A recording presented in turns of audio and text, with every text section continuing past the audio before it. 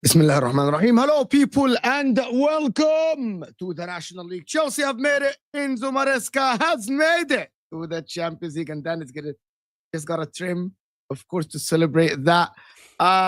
Arsenal won yesterday. They're linked to Gyokeres today. They're linked again to Cisco. We'll talk about that, which deal should be done, of course. And Manchester City are still targeting Morgan Gibbs-White. Are Man City good enough to challenge next season with this team? Secure Champions League spot. We'll talk about that as well. There is Liverpool links to Kerkez. And I just have to say, we literally couldn't get a Liverpool fan today.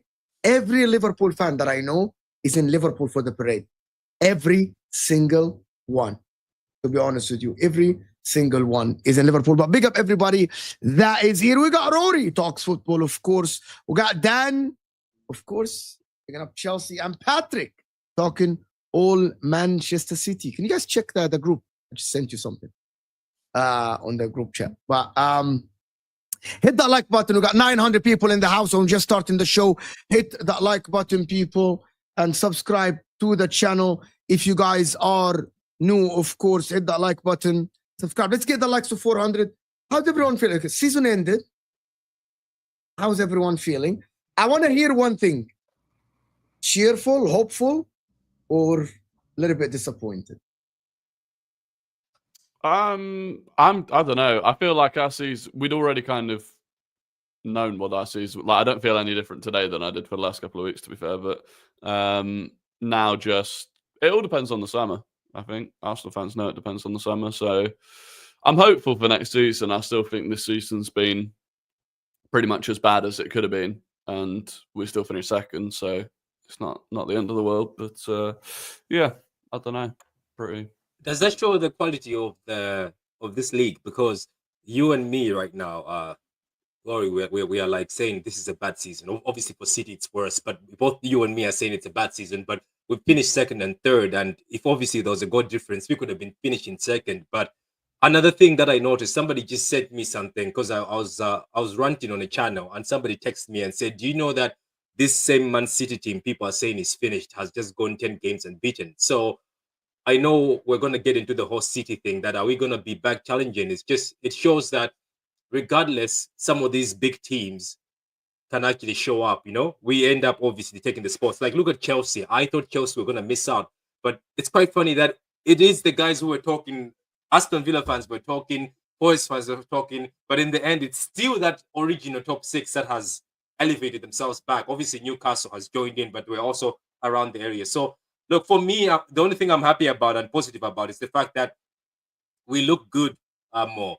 when Nico Gonzalez plays, which is quite funny because every City fan was saying, why isn't the DM playing? So we actually looked good yesterday, even though Fulham had chances, but we looked like a bit of the Man City that we had. Even Gundogan looked great because he had a DM next to him. So that's the hope I have. So I don't know how Chelsea fans are feeling. Congrats to all of you, Arsenal and Chelsea, all of us again. We're back in the Champions League. Before Dan speaks, there's a lot of people criticizing Chelsea for celebrating. We just spoke about it on the terrace.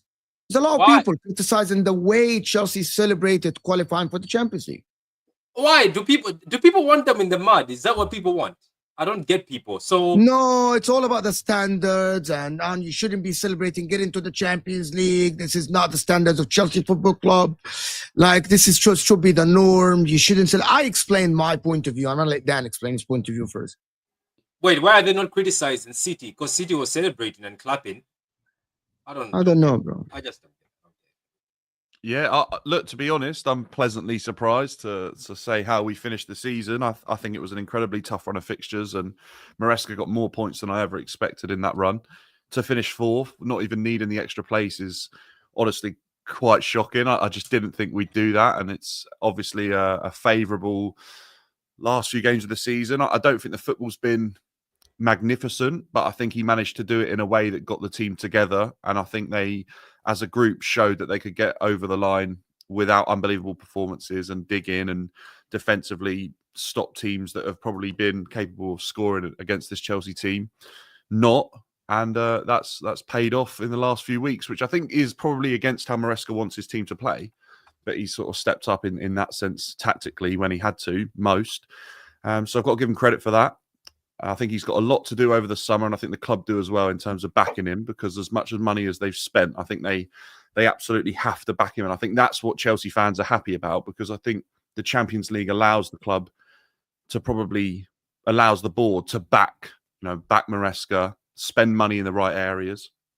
And I think the Champions League allows the club to go and get sponsorships that it's not been able to get. And I think financially it puts the club probably in a better place, that we don't have to keep sort of looking for all these loopholes that everyone just gets a bit sick and tired of hearing. So I think that side of things is one of the reasons people are happy. And I think just purely to finish 12th, 6th, and then finish back in 4th, to be back in the Champions League when you thought you might never have it under this ownership is massive, because there was a time not that many months ago where it really looked uncertain if Chelsea would do it this season. So I think that's what it is. I think it's a sense of relief, and I think we have to sort of remember what football's about as well at the same time. As much as it's not a trophy, achieving better than you sort of expected in a season is always going to be something to celebrate.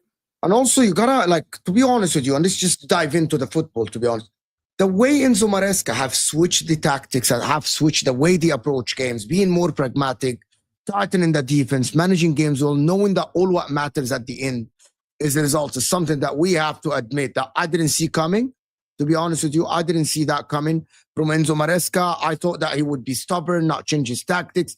The way he even approached the Nottingham Forest game, then I'm like, this guy really wanted to get just a 1-0 win. He was content with not having the ball, with Nottingham Forest trying to press him. And I got to give him a shout, to be honest. Lately, he has changed his tactics, and he's learning on the job at the current moment. And even with Levi Colwill, Adebayo, or Shalabad, you conceded way less goals. You are now the third best defense in the league. You guys know that. That is a massive achievement for a team that supposedly was supposed to be a bad team defensively. And that is down to Enzo Maresca's work. If I'm not mistaken, that is down to his work and him realizing that one way of playing football is not the right way. You got to change tactics depending on the situations. You got to change the way you set up your team. And I think that is a massive great job for him to be doing that.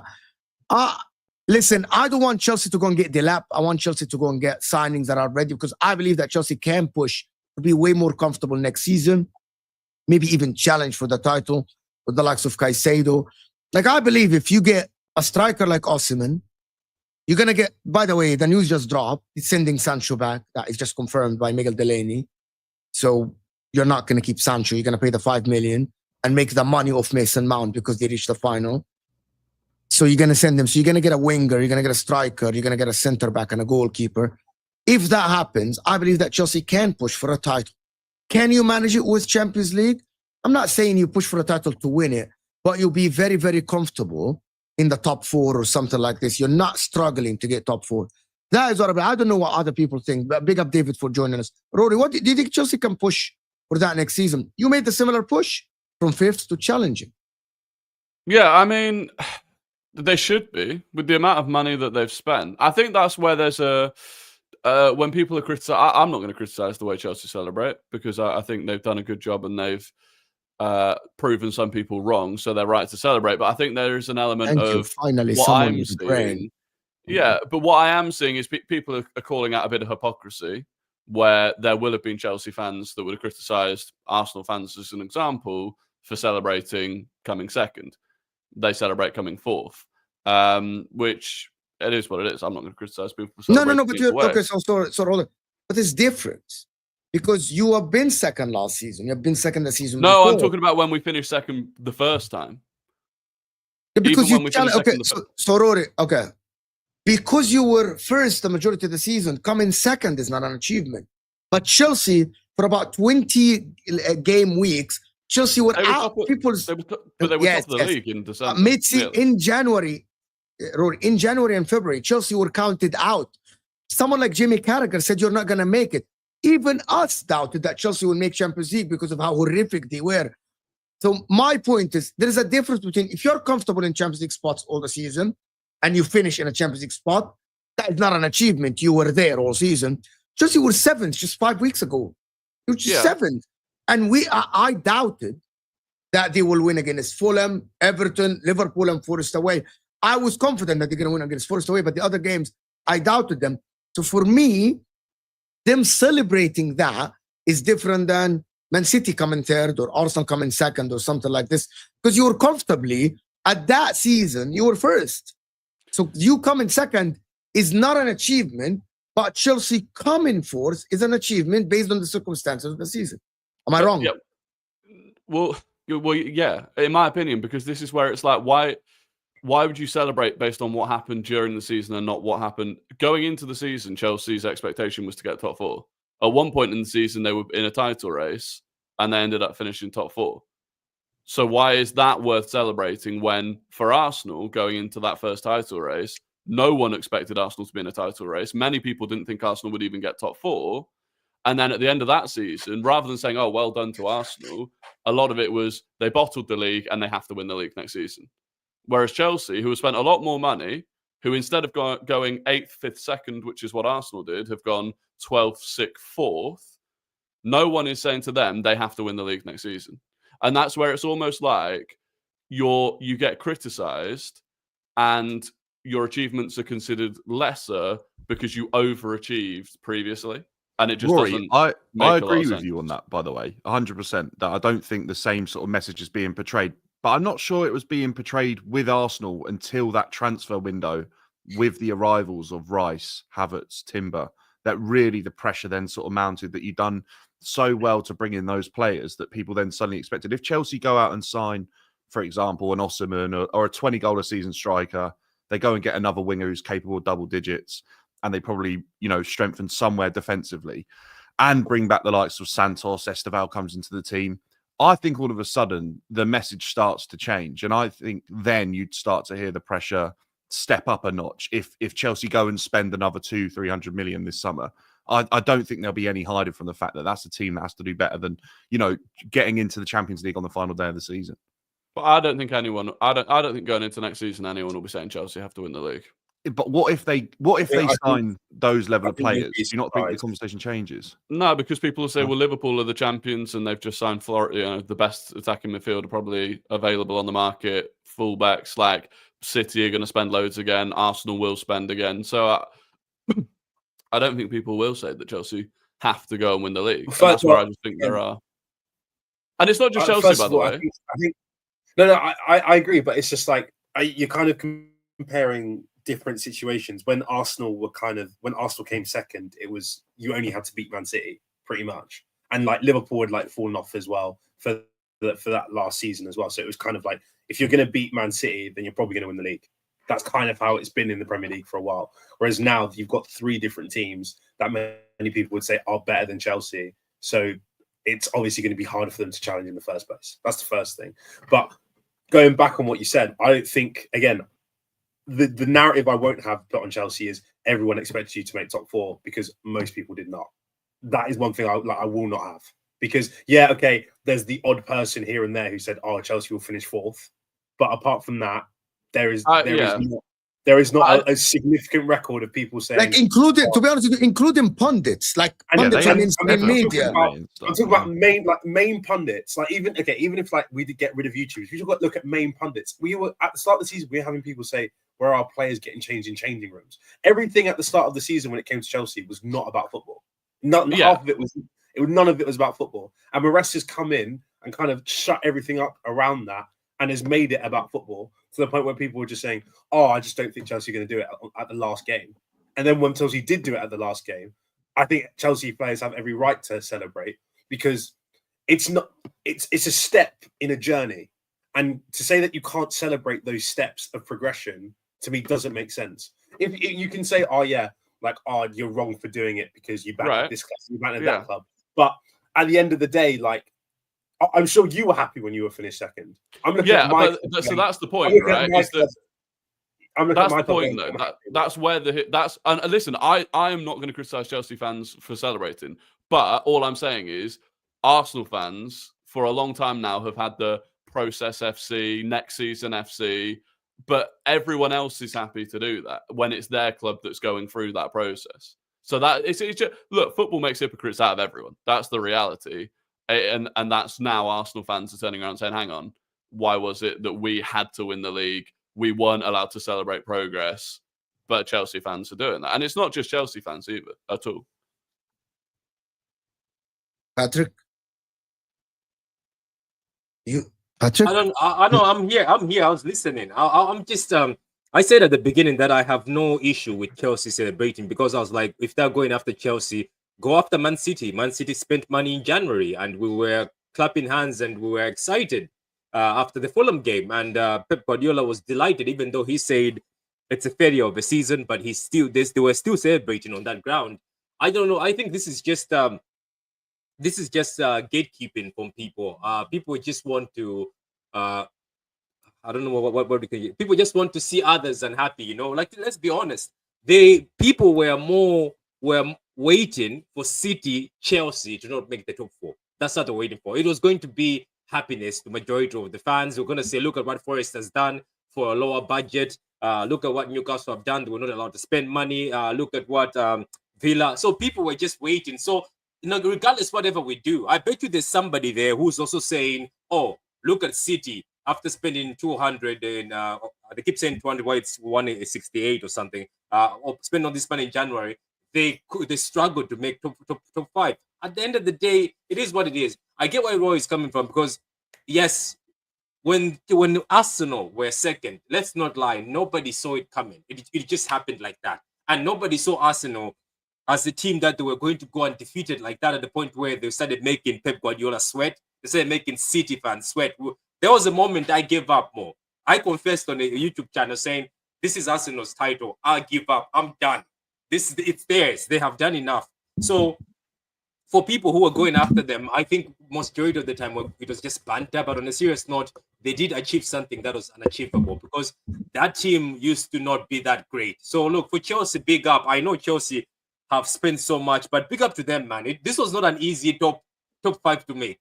Trust me, this one, even as much as we said the league was a bit not great, it was very difficult. These teams like Forest, Villa, and Newcastle were not giving up. Even Brighton at the point in time were in the mix. Let's not even talk about some of the teams like Fulham were even in the mix at the point in time until the gap extended. So big up to Chelsea, man. And I think all the people who are hating, whatever platform you're on, they were hating. I just hate out of jealousy. I am happy for Chelsea, man. And I'm happy to see a team of the caliber of Chelsea being in the Champions League. And big up also to Newcastle. Because I thought they missed out, but I found out that they were fifth. So big up to Newcastle. I think Chelsea fans just need to sort of, like, you know, enjoy the moment, agree that it's a step forward and it's progress and it's back to where we belong, but not dwell on it. And I think that would be the criticism of other teams in years gone by. They kind of made top 4 a trophy. And I think that's where the stick sort of started, is that teams would celebrate top 4 season on, season out.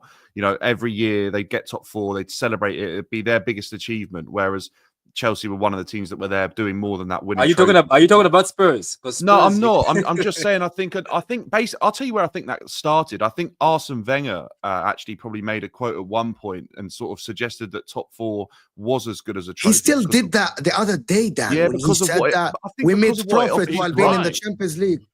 Because of what it offers a club financially, I think it can be viewed as important as a trophy because that allows the club to take another step forward in terms of finances. But I think what Chelsea need to remember is that we never made it a trophy. It was always an expectation, and we then build on that. And I think that's what the message will be from the fans during the summer is that, okay, this squad's got us here.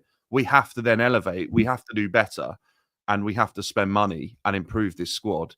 And the players and manager have to take the lessons that they've learned this season and build on it as well. Because we can't all sit here and say, oh, do you know what? It was an unbelievable season. We finished 4th. We were great. No, there were ups and downs. And I think everyone sort of got together and learnt by the end of the season. But by no means was it perfect because a perfect season wins you the Premier League. And we've got a long way to go till we're back doing that. But we don't dwell on it. We celebrate it, take a step forward and move on. The thing is, the whole top 4 trophy thing, it's I know as football fans we want to say trophies are more important, that's the end of it. Arsene Wenger kept Arsenal alive by continually qualifying for the Champions League when realistically the squad we had a lot of the time had no right qualifying for the Champions League. And if you were to and it's different if you're a Newcastle United or a Tottenham Hotspur, because you've gone so long without a trophy, I think winning a trophy is more important, even if it's a Carabao Cup or a Europa League. I think, truthfully, if you ask Chelsea, would you rather miss out lose to Nottingham Forest yesterday but beat Betis, or beat Nottingham Forest yesterday but lose to Betis? I think most Chelsea fans would take beating Forest yesterday and getting into every day of the week. Exactly. Every day of the week. Because you know how much more important it is. Yeah. For next season, the season Don't after get me wrong. I fully expect us to win against Betis now. I fully expect us to beat Betis, but I want to be in the Champions League. Chelsea are a club that should be at the highest level of football and should be testing themselves and challenging themselves against the very best. And if you're spending the money that Chelsea have, you definitely should be challenging yourself against the very best, because it's a huge amount of money where this talent pool of players that we've now got for a lot of money should 100% be testing themselves, wanting to test themselves against, the best players. Can I tell you the truth, guys? I do think that Chelsea should do this process thing. I think, in my opinion, Chelsea for push to try to win the title with an outside chance. I'm not saying they should be favorites. As David said, there are 3 teams that are better than Chelsea and more experienced than Chelsea. But Chelsea should not be comfortable with we're trying to get Champions League.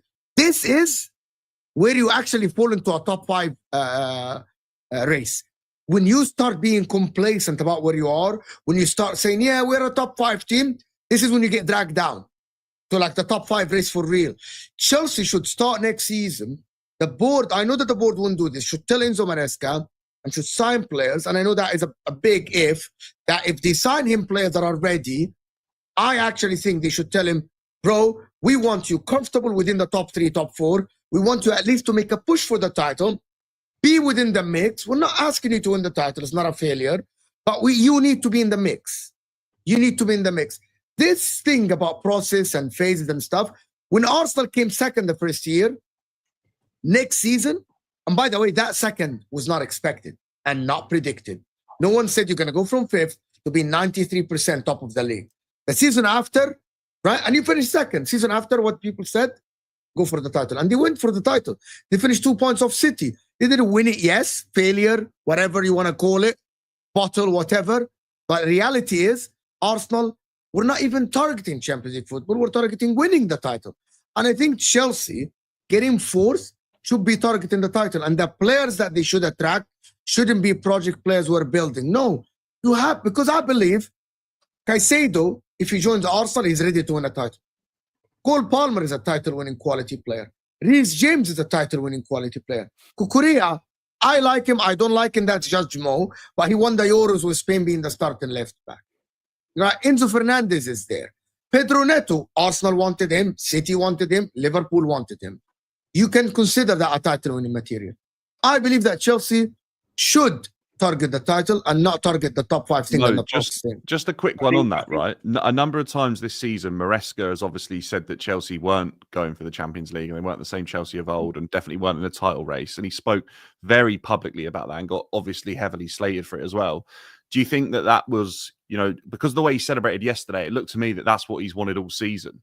And do you think that it was a deflection tactic in the media? Well, then I don't know. I don't know the board and Maresca. This is one of the most conflicting seasons in terms of like press conference I've seen from a football club. I wonder whether it's a young, inexperienced manager getting his press conferences wrong, attempting a deflection tactic, and it's not quite worked. Because what I saw yesterday, that doesn't look like a guy that was sort of surprised. It looked like a guy that was relieved and worked himself into the ground to make that happen. So I just wonder what your thoughts are on that, because it has been confusing in my eyes. I think there's more pressure to get Champions League football now almost than ever before because of how tight PSR is, and it's getting even tougher.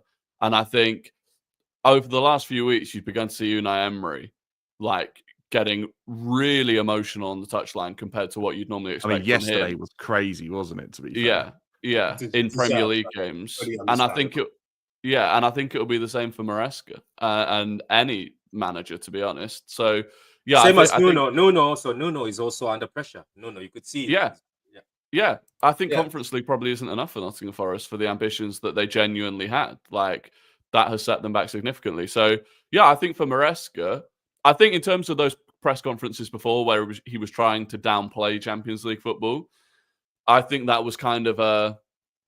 maybe not deflection. Well, yeah, deflection, but like avoidance or like trying to avoid the pressure of that situation. I think it was almost more naive than anything. I think it was him showing his inexperience in terms of, this is what I think. I'm going to tell other people what. And do you think he misread how the media would interpret it as well? Yeah, I think he sort of thought, I'm trying to keep everyone grounded. I'm trying to keep everyone level. But instead, what it came across as was, I don't have high expectations of this team. Whereas, you know, like when Tuchel came in, like we were like not doing very well, and he was like, I want to be the team that nobody wants to beat. If Maresca had just said that, he literally would have been. I don't think anyone would have, even if we had gone on the losing streak, I still don't think people would have gotten on. Do you think that obviously his comments after the game, David, are way more what I would expect from a manager, a little bit more hostile towards the outside world? He said it after the English media. Yeah, exactly. And I wonder whether he's learned his lesson. I think he's always had that in him. I think he honestly believes that he is one of, regardless of what people think of him, I think he believes he's one of the best managers in the league in terms of how his team plays football, how they build up this, that, and the other. I think he genuinely believes that. I think you have to as a manager. You have to. And I think with the right tools, he could be that manager. But he again, my biggest takeaway from the game yesterday. No, you're going over the top. You're forgetting the dip again. You're doing it again. I'm not forgetting. You're doing it again. I'm not forgetting the dip. Because I predicted the dip. Don't forget that. Don't forget. I thought the dip was going to happen. But the thing is what I look at this season, and my biggest takeaway from the game yesterday was how much he's learned from the start of the season to now. Because even if you look at the Newcastle game we had 3 weeks ago, and you look at the way we played the Forest game, both pretty much had the same stipulations of them, both executed in very different ways. When yesterday at Forest, he was like, I'm going to make sure the first 30 minutes, this Forest team don't have a sniff. I'm keeping this crowd out of the game as much as they can. Whereas against Newcastle, we started from the first minute was, no, we're going to try and get 1-0 ahead as fast as we can. And then it left ourselves exposed and we conceded in the 3rd minute. Whereas yesterday he went, you're not scoring a goal this half. And then when we get our goal, you best believe you're not getting another sniff. David, I think he's done more learning in the last 2 months than he has all season. I want to do Super Chat and I want to ask a question, which is a genuine question, because Dave is on my Tuesday show as well. And we speak a lot about difference in terms of standards and how people talk about other clubs versus their club. But let me do the Super Chats first. Pep said it himself a few weeks ago. So what? Pep said that getting a Champions League is an achievement for Man City. Didn't he say that, Patrick?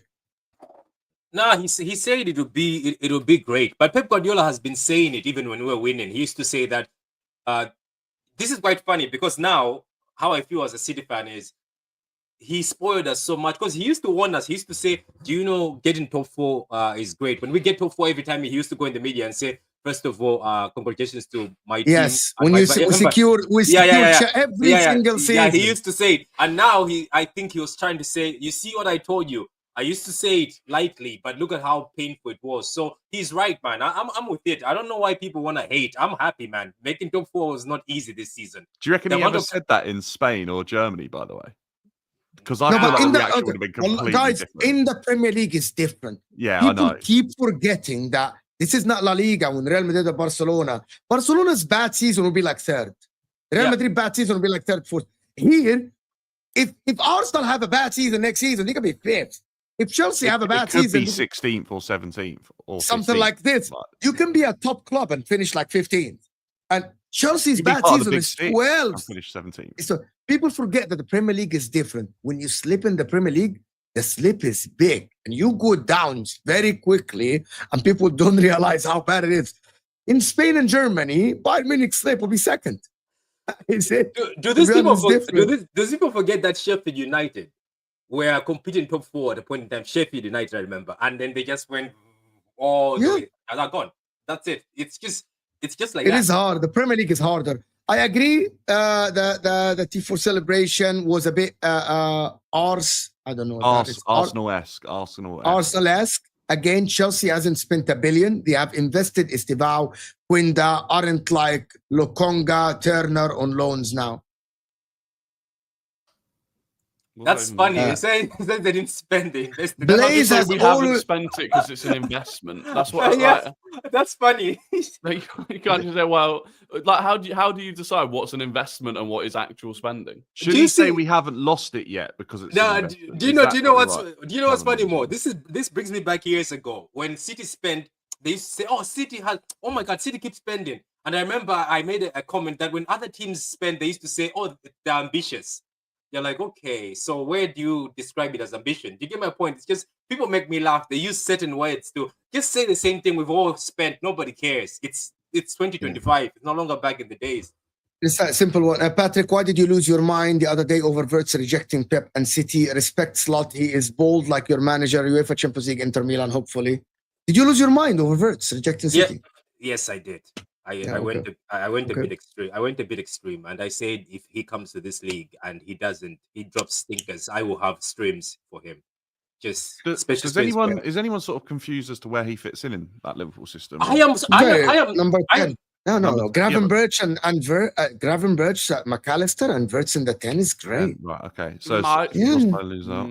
I still think that I think if Wirtz is going to work, I think they need to go and get a proper 6 personally. But Like a DM, Yeah, they 'cause need a I- like DM. a breaker, like a breaker for yeah, D1. because the one thing Szoboszlai added in that midfield was that he did an exceptional amount of work. Yeah. And He was like the Henderson engine. But room, have you wasn't noticed, Rory? And I don't want to talk about. Have you noticed how Arne Slot went for Frimpong, who's basically a winger?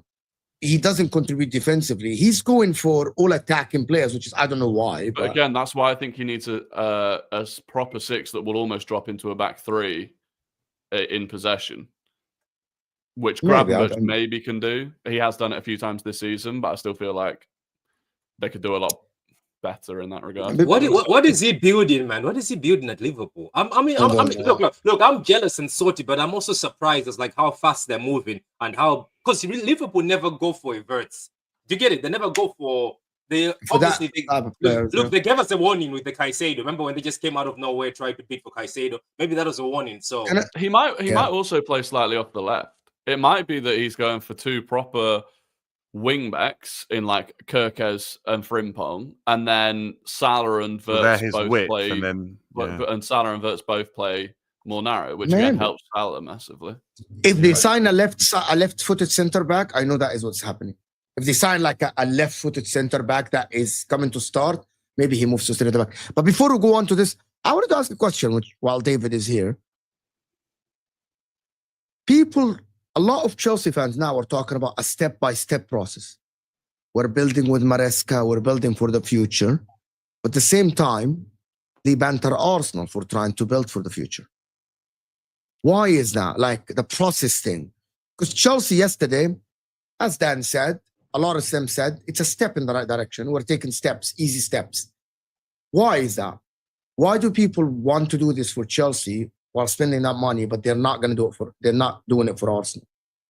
Does anybody have an answer for this? In my opinion, the way Chelsea have gone about building their current squad is very different to how Arsenal went about it.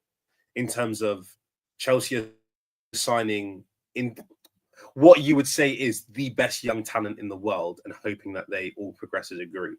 Whereas with Arsenal, we're still going to sign maybe not proven players, but players who are there or thereabouts. And if they join us, then they'll take it like one more step and then they'll be there. Hence, like a Declan Rice who's like, Declan Rice was always very good. Well, very good, whatever. Your opinion, my opinion's a bit different, but whatever. And then he's gone to Arsenal and he's taken it a step up. So, whereas Chelsea have gone, we're going to sign these Estevals, we're going to sign these Quendas, these guys who are, they're not even close to being at their peak. And then but you're picking and choosing. You're picking and choosing. What about Neto? What about Jackson? What about Caicedo? What about Enzo? What about Palmer? And again, what about Cucurella? I can't think of an Arsenal. Again, Cucurella was signed under a different regime. That was a Todd Bailey signing. But I can't think of Arsenal doing it in the way that we've done it in terms of Arsenal are not going out and signing the best young talent. Most of Arsenal's transfers are players who are good, and then they're going to get even better. Whereas Chelsea is signing very young players. But their potential is completely. Their potential is either up here or it's not. Okay, but how old was Rice when he signed, though, David, as well? I'm sure he Rice was like 24, 25. Right. But no, but the difference is, I mean, so in 22-23, when we competed for the title, we had the second youngest team in the Premier League. Only Southampton's team was younger than ours. So we were doing it with a young squad. We signed Saliba when he was 18, 19. We had signed a load of youngsters that summer, Rory. Didn't you spend like 120 million on young players? They did. There was another one. By the way, Fabio Vieira, can we just... Fabio Vieira was young. Tavares was young. Yeah. But we also... they didn't work out. That is a different story, but the approach is the same. But we also brought through Saka from a teenager, Martinelli from a teenager. Now we're bringing through Miles Lewis-Skelly as a teenager. We're just not spending the money on those kids. We're bringing them through, and the only difference is you're doing both. You're buying the top end talent in Caicedo and Enzo and Jackson, but also spending on the youth, which is why you've spent far more than Arsenal have in the last 2 years than Arteta has in his entire reign. So you're doing both at the same time. You've spent significantly more than Arsenal. You've got the same wage bill as Arsenal. And yet, the expectation for some reason is nowhere near the same. Like, at what point? I think is because the expectation for Chelsea the same as the expectation for Arsenal. The squads are at different points. Yeah. Arsenal's squad is currently in its win now season. Chelsea's is not.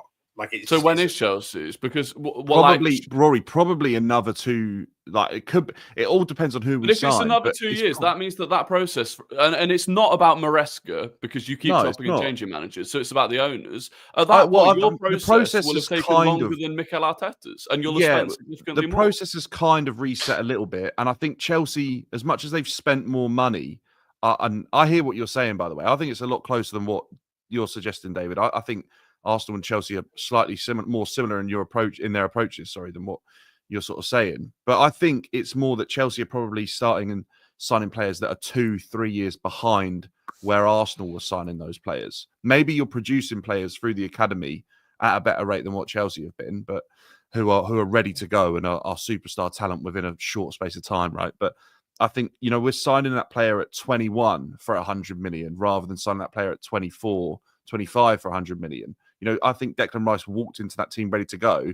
Caicedo probably isn't being considered. But other than Declan Rice, last season, but the difference is there's a huge difference. I'm sorry, guys. There's a fucking fly here that is annoying. So don't worry about me. Yeah, but the difference is, other than Declan Rice, and even Declan Rice wasn't considered the best DM in the world. Other than Declan Rice, we haven't signed a single person that is even remotely considered the best or close to the best in the world for their age and their position. Whereas supposedly you're going out and buying these Estevals, etc., that are meant to be like the best or going to be the best. And so at what age does a player normally hit that form? I mean, for a 17-year-old to hit the ground running in the Premier League, he's going to have to be one of the best we've ever seen at that age. So I don't think anyone's expected him to walk into the team next season and be the difference between Chelsea finishing 4th and win the league. But, if Chelsea went and spent 100 million on a striker that was in a similar ilk to what Declan Rice was when he arrived at Arsenal, who had the ability to get right to the top of the game, but was probably But again, where does it end? And as an example, one of those sorts of players at the time was Mykhailo Mudryk, and Arsenal were in for him, and you went and blew us out the water with what you spent on him, and then it hasn't worked out. And it's almost like those ones just kind of get swept under the carpet, and then it's, now it's the next set of youngsters. So if Esteval doesn't come through, or Quenda doesn't, at what point, okay, now it's the next set of youngsters. Yeah, well, I think Chelsea are coming from a position we where have to win?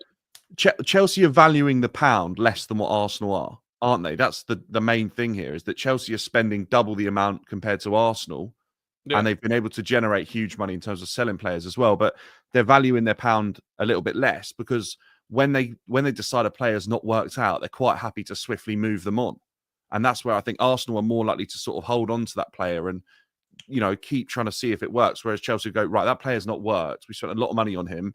We'll have to spend more money and we'll move that player. It's a bit like Sancho. If he really is going back, they've taken a chance there. It's not worked out. They go, you know what? We'll take the fine. Don't care. Move that money on. It's spent. We're going to go for perfection, and we're going to go for the longest duration possible. And, I think probably next season is where the pressure really starts to be applied to Chelsea, because I think they'll have a strong transfer window. I think they'll go big in some areas. I think we'll see more signings sort of similar to a Pedro Neto arrival, who are still young, but, they're a hot prospect in the league. A number of clubs would be interested in them. I'm not sure we'll see older players come in. I think that's completely against Chelsea's methodology. But I think that's what's going to happen.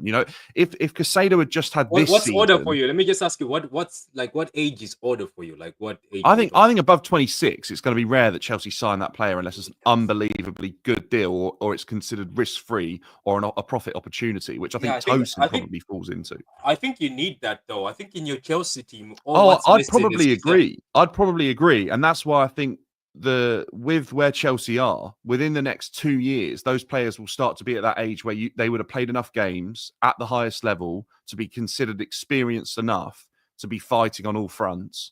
Some of them would have played in their second World Cup at that point in 2 years' time, and some of them will be at an age where I think they'll be considered to be, experienced players that have got over 100 games in the Premier League under their belt.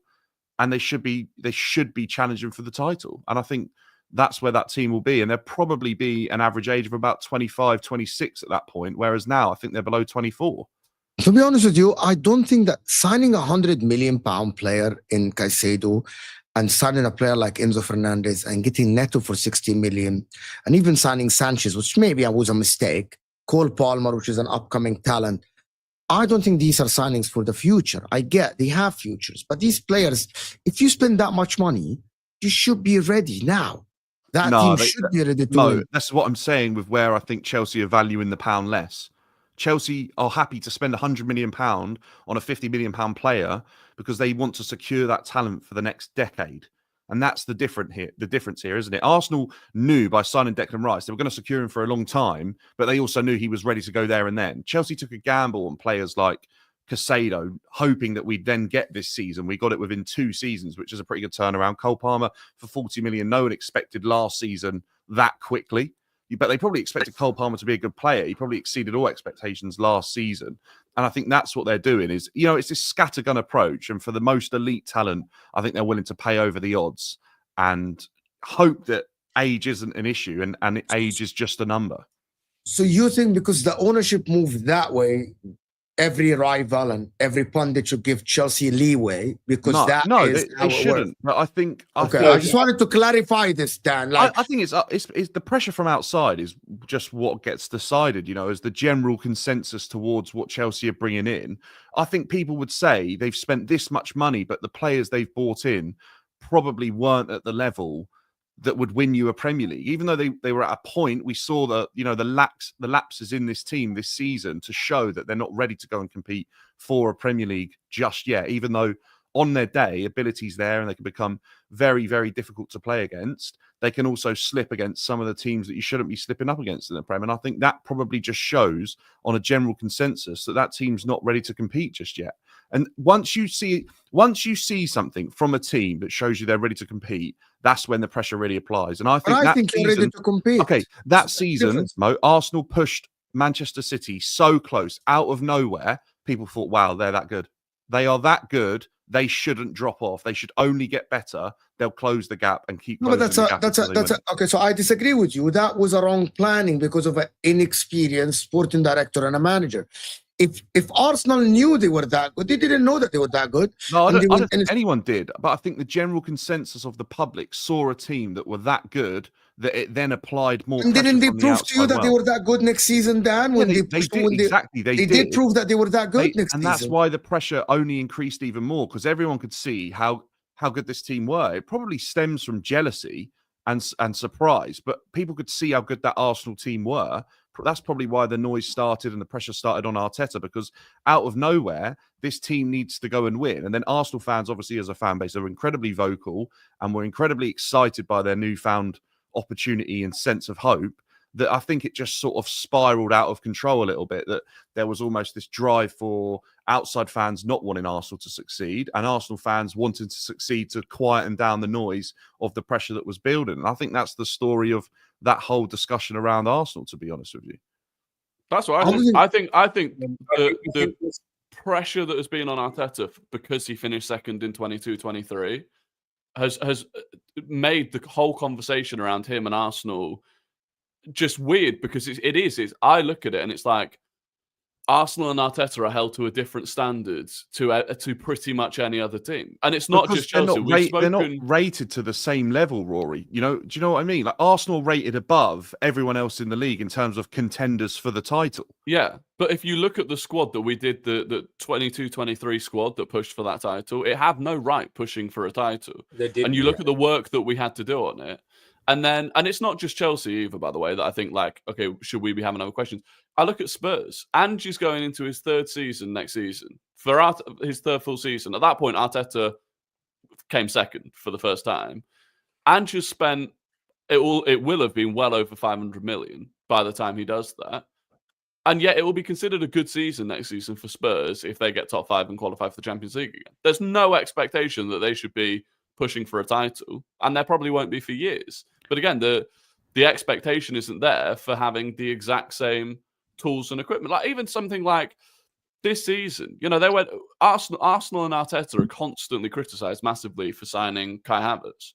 Spurs signed Dominic Solanke for the same sort of money that Arsenal signed Havertz for, and Solanke scored the same number of goals in the Prem this season as Kai Havertz in more games. How many goals? So that's 9. They both scored 9 goals. Nine. Solanke, But Havertz was injured since January. Yeah, Solanke played more games, but no one's going to turn around and say and criticize the Solanke signing and saying that's the signing. Spurs are a far smaller club and there's less noise around them, and no one really. Can we just establish something, Rory? Yeah.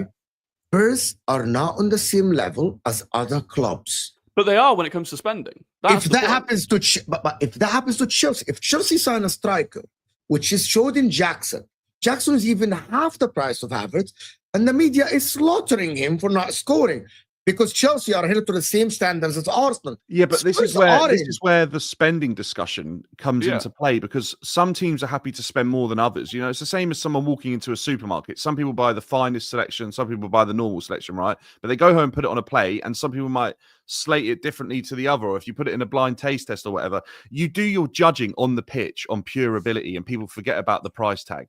Right, that's what happens, and unless the price tag's excessive, that's when people start to talk about it, and that's why someone like, in my opinion, the Havertz was excessive. Then the Havertz signing, and that's why I think, and because he moved cross town to a rival, I think it only applies more pressure, more noise. Jackson come from Villarreal, relative unknown. The only thing we'd ever heard about him is failing a medical at Bournemouth, and he sort of stepped up, and then he started this season on fire. Then I think there was a lot of pressure on him to continue that, and he sort of dropped off quite rapidly, as we've seen a huge rollercoaster of an inconsistency with a lot of these Chelsea players. That's why I think as soon as people start to perform at a level, once they don't start hitting that consistently, because of the way we've been swayed by some of the greatest players to ever play the game and be incredibly consistent, I think we expect an unbelievable, unachievable level of consistency from a lot of players. But, you know, a striker getting a goal every other game in the Premier League used to be a very, very good achievement. Now it's almost frowned upon that they didn't hit that many goals in a season. So I mean, look at Cole Palmer. Cole Palmer ended the season with 15 goals and 8 assists, yet somehow he had a bad season. Yeah, but Like- I think he did that in like- such a short amount of space of time, didn't he? This season, David, that there was an No, obvious drop but off. Dan, you've watched our games probably more than most people, and you've sat there and gone, yeah, he may not have scored today, but he probably should have left with an assist. Or he's Yeah, or he's- I or he's think definitely Cole Palmer's contributed to the game, discussion. and I think he's until definitely very- contributed to the game significantly.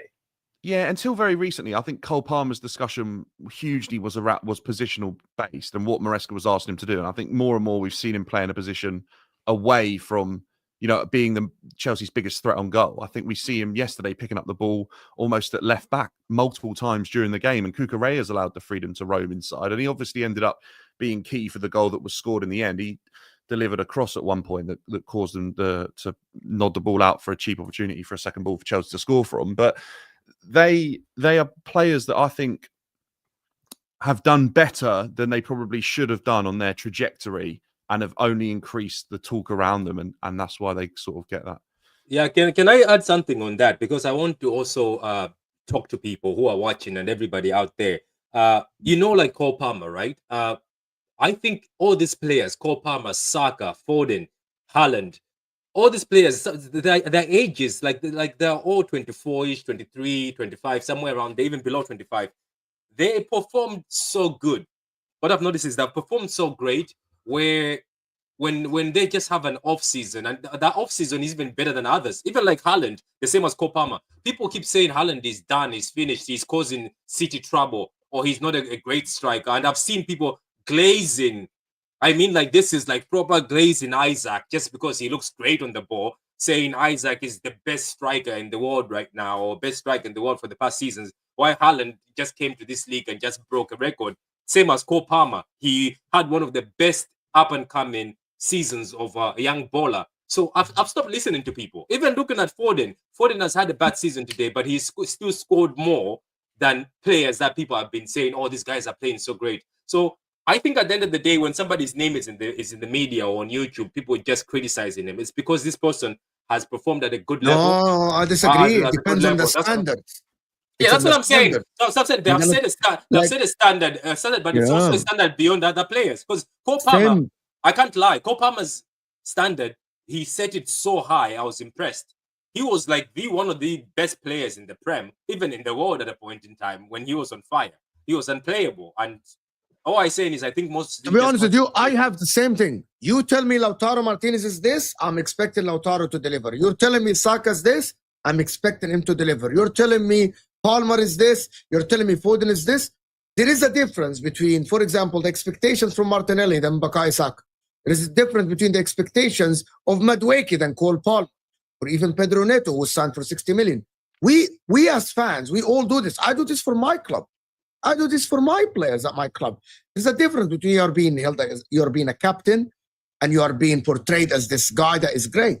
That is what we do as fans. And like Cole Palmer has had a poor season for his standards. He needs to get better. I believe, for example, Odegaard has had a poor season as well. So I think Odegaard needs to step up as well next season. And that is what I mean, to be honest with you. It's difficult, like, with players with a smaller sample size as well, to make those sort of judgments. If you're looking at a player over a 6-7 year span, and for 5 of those seasons they've been unbelievable, but one obviously ends up being a huge outlier, you can probably make a case for it, or you can find something that made that season an anomaly. With someone like Cole Palmer, it's only really his second full season, so we don't know if and he had a huge tactical shift in what he's been asked to do as well. There's been a managerial change as well. Maybe that's a relationship that isn't as good as what he had previously. You can find sort of things. And I think then this season, I've got a feeling this season might be an outlier for Odegaard. When you look back over his career in 5 years' time, I think you might look at it and go, do you know what? He's an exceptional player, but something that season just didn't quite work for him. And I think that's what will happen. And I think these players at a young age set the standard so high that if they don't achieve it the next season on and season on and season on, people just apply that pressure to them to suggest they should be that good, or they start to hate them and bring them down a peg and crush them, as the English press likes to do, and social media. But I think we just have to accept that you need to judge that player over a longer period of time, because there is this sort of sense of naivety and raw ability and surprise aspect that comes with young players when they're breaking through, and you have to judge them over a little bit longer period of time to really see where they're going to sit in the footballing world. Do you know what's crazy? Martin Odegaard had the same number of assists this season as he did last season. And Really? despite the fact everyone, and don't get me wrong, it is his worst season in an Arsenal shirt, and his goals dropped off. But he got the same number of assists this season as he did last season. And this season, for 4 months, he didn't have Bukayo Saka, and for 3.5 months, he didn't have Kai Havertz. So creatively, in terms of just assists, he sort of matches up. But I think we could all say, watching with our eyes, that we haven't seen the same Odegaard that we saw last season. No, we've not. Do you know what's funny though? People will, like what you just said, Roy, they will do the opposite. If a player just performs great but doesn't have great assists and great goals, they will go after them too. So you never win. It's just both sides. But he didn't perform well, and he didn't have the good numbers. I'm saying he has had the same assists like last time. Declan Rice has created more big chances than him. Yeah, but you get my point. He's saying that Odegaard has the same assists, but last season he looked great. He was playing very well. Like we could see with his the eyes. What I'm trying to say is the same as Jack Grealish, where he had the treble season, where his numbers of goals were low, his assists were low, but Grealish was playing one of his best football even that time, but he was just not assisting or scoring. But people looked at him and said, people were like, that's a 100 million player. He was performing very well. I'm talking about the treble season. He was performing very well. He helped you with the treble, but look at that, he wasn't getting goals and assists, where other people with the eyes were like, Jack Grealish was so important and was playing very well in that City team. I don't know if you get where I'm coming from. I disagree with this, but fine. I want to move on from Chelsea. Hit that like button, people. There's over 1,100 people in the house. So can we get at least to 400 likes? Hit that like button. Subscribe to the channel if you're new. We just passed 32,000 subscribers. Also, Rory Talks Football in the description as well. He does constant shows now. Dan's channel. Patrick, True City Fan, is going live after the show as well. We'll put the link at the end of the show for his show. Hit that like button. Thank you, Luke, for encouraging people to do that. Arteta can F off. Sick of that weak-minded fool. We'll talk about that in a second. I don't know. You're an Arsenal fan. Chelsea were lucky to play Liverpool and Man United at best time. But I can do the same for other teams when they play that team in the best time and they play that team in the best time. So we can do this game all day, Michael. We can do this all game. Chelsea have had the toughest run-in from all the teams that are going in for top 5. 55 million for Pedro Neto for 4 goals. Has been a flop? I wouldn't say he's been a flop, to be honest with you. I think output-wise, 4 goals is probably where I would have sort of had him at, to be honest, arriving at Chelsea. I think assists probably could have been a little bit higher. But in terms of goals, I don't believe Chelsea signed him as a goal scorer. And I think actually, in terms of as a winger, he's been one of Chelsea's most effective wingers. I think he causes an issue. He always takes a man with him. And I think we'll see him improve. So I don't think he's been a flop just yet. I think he's expensive for his output, but I think he also has a huge amount of ability, and I also think he's so key in moments that you don't really judge on stats in terms of transitions and getting the ball deep and carrying the ball 30, 40 yards up the pitch, getting fouled, winning free kicks in dangerous areas.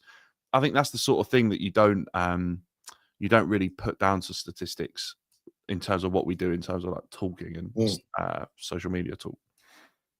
Why are you saying that, AMT? I don't know. Like, you were an Arsenal supporter earlier, and I know that you think there is a better manager out there than Arteta, which is fine. But Arsenal are going in for a Gyokeres or Cisco, and there is Rodrigo, there is Mitoma. There is hope for Arsenal next season. If you get Gyokeres, that only applies more pressure because of how people are rating Gyokeres as a striker. There's already massive pressure. People expecting whoever Gyokeres signs for, they expect that the team he joins will win the league. You remember when Lukaku joined Chelsea? I liken it to that. If you sign Gyokeres, it only increases the pressure even louder. The pressure, and it's not. I don't know why people think it's on Arteta as if he's the one that's negotiating deals and pulling off transfers. But the pressure should be on the club and Mikel Arteta as a whole to get this centre forward signing right. We have waited 4 years to sign a proper striker. Like, there is so much pressure on getting that signing right, and they have to. And if it backfires, I don't know, heads will roll. What do you mean backfires? Number one, do you think Cisco is the right signing for the club? I think right now Gyokeres is the right signing for the club, but I do think genuinely whoever gets Benjamin Sesko has one of the best strikers in the world in the next 2, 3, 4 years. Really? I'm not convinced about Cisco, to be honest. I believe that Cisco is still But like you're not raw. convinced of him right now, Mo. Like today, Yes. if he comes in, he doesn't win Arsenal the league, but you think someone like Gyokeres could win them, Isak could win them. Yes. Thank you so much. I Exactly. agree. And I think that's what Rory's saying. Rory, you're That's what I'm missing saying. Rory's point there. Rory's saying that in 4 years, Sesko probably will be that man. He probably will be that man. And that's what David was saying earlier about Chelsea, is that in 4 years, Chelsea could be that team, but we can't call them that just yet. Yeah, but Arsenal don't have 4 years, do they? Yes, I know, but that's the thing. Chelsea have 4 years because of where their squad's at in terms of development. But Arsenal, you know, they probably do have 4 years, by the way. But the pressure's heated up on Arteta so much that Arteta probably doesn't have 4 years and he needs instant impact. So really, he's gambling on Sesko. And also, Berta probably can't afford the gamble either. He needs to hit the ground running with his recruitment because it was questioned previously. He needs to go and say to Arteta, look, I'm going to call the shots here in terms of recruitment. We can't go for Sesko. As good as you think he might be, you need that trophy now. Mo, don't you remember what I said last week on the Tuesday show when I said, for Chelsea, I would sign Sesko because I don't think our squad is currently in the stage of win now. If you're Arsenal, you should not be signing Sesko because you need someone who's going to be banging in 30 goals tomorrow. That is not Sesko. You, in my opinion, then you should be going to get Osimhen. I'm not a Gyokeres fan. He scores loads. He's scored a lot of goals in Portugal. I don't see the fit in the Premier League. That's just me. But you should be signing someone who you, in your opinion, tomorrow is scoring you 30 goals, not in 4 years. That is not who you should be signing. But by the way, let's not that's why forget this as well, David, is that a top striker can make any team pretty much capable of winning a trophy. We've even seen that at the likes of Newcastle. Isak has taken them to a level where they've gone and won a League Cup. Or Mateta has won Crystal Palace an FA Cup. Someone that puts the ball in the back of the net can turn any team into a team that are capable of winning any game of football they play in. That's how valuable. That's why they get paid the most money. That's why they're so valuable. So, you know, if you say Chelsea aren't ready for him, if Chelsea were to get someone of the like, or who could put up those sort of similar numbers or numbers that can win you a trophy, he could turn that team into that. That's why the point is so valid for Arsenal as well, that they need that. But you can't say because a team as Chelsea aren't ready for a big striker, because they could be carried by a big striker. That striker could pull them all up to the level. And I think you have to do both sides of the argument there, that a big striker can make the difference for any team they play for. Like, in my opinion, Yeah, I actually think that Arsenal this summer window should not get anybody that is as an if around them at all, by the way. But there's No there's ifs. not a striker on the market that doesn't have an if around them. There's a massive could- if about Victor. There's a massive if about him. I don't There's know a a mass- nailed-on striker, really, bar There's not. Haaland. Well, Haaland's not available. Isak was the only other one. Yeah, a Kane or a Lewandowski. Kane, yeah. But I don't think either of them. Are Other than available that, to like us. you said, Rory, there's a Why question is mark Gyokeres around as an if everyone around else. him? because it's Portugal, because he's not done it in a top league. Because of Darwin Núñez. Yeah, the type why. of goals, the type But of goals. if you watch both, you're they're not different. getting 30 opportunities to do that in the Prem. The type of goal he scores, you're just not getting that opportunity. Especially, I've wanted Victor Gyokeres for well over a season at this point, and I believe that in a team that creates as much as Arsenal and gets the ball in the box as much as Arsenal, like he just will score lots of goals because he is a brutal finisher, and that's kind of all we needed. But I still do think there are question marks. Also, I think people underestimate how much even Kai Havertz does outside of scoring in our team. I think there's a reason we dropped off massively when he got injured. And I wonder if Victor Gyokeres adds that. But yeah, there's question marks over everyone, unless you spend 120 million on. A lot of the question marks from Gyokeres obviously have sort of arose from the teams that he's had to play against. The lower level of the Portuguese league is considerably probably lower than, it's probably comparable to like League One bottom end of the Championship, to be honest with you. And I think there'll be question marks around that. There'll be question marks around, I mean, there's all these question marks around transition, which I don't think is entirely true, by the way, because I've seen plenty of goals where Sporting have been dominating possession and he's had to work in a very small area in the box with very, very small amount of touches and put the ball in the back of the net as well. So that almost is lazy, I think. But I think the comparison between the two leagues, I think that's where the real concern comes in. And that's not to say he plays like other players we've seen arrive from the Portuguese league to other top European leagues and struggle. I think the guy who's at PSG, he's not done so well. I think about Darwin Núñez at Liverpool. They don't all play the same, but they've struggled to adapt at times. We've seen it with players coming from other leagues as well, from the Bundesliga. We've seen players come to the Premier League and not been able to put up the numbers that they've put up. We have seen Diaz play well. We have seen Enzo Fernandez play well. We have seen a lot of players.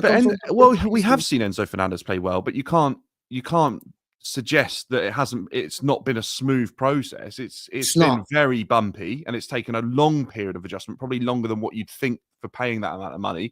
I think the only thing that falls into Gyokeres' favour is the fact that he's played for Coventry and he's played in English football, and I think he trained with or was at Brighton. I don't know how many appearances he had, but he's been around English football. He's been around Scandinavian football, and I do think there's similarities there between the two. I think they're physical, competitive leagues.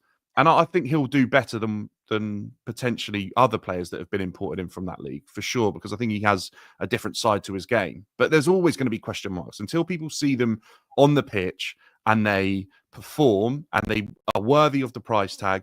There's always going to be question marks. Look, he only can do so much. He can't live up to the pressure, blah, blah, blah.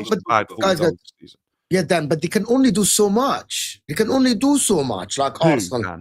Arsenal, they can only do so much. Like, you're not going to see it. Like, I can't say, you're not going to sign Lewandowski, Kane, Isak, or Haaland.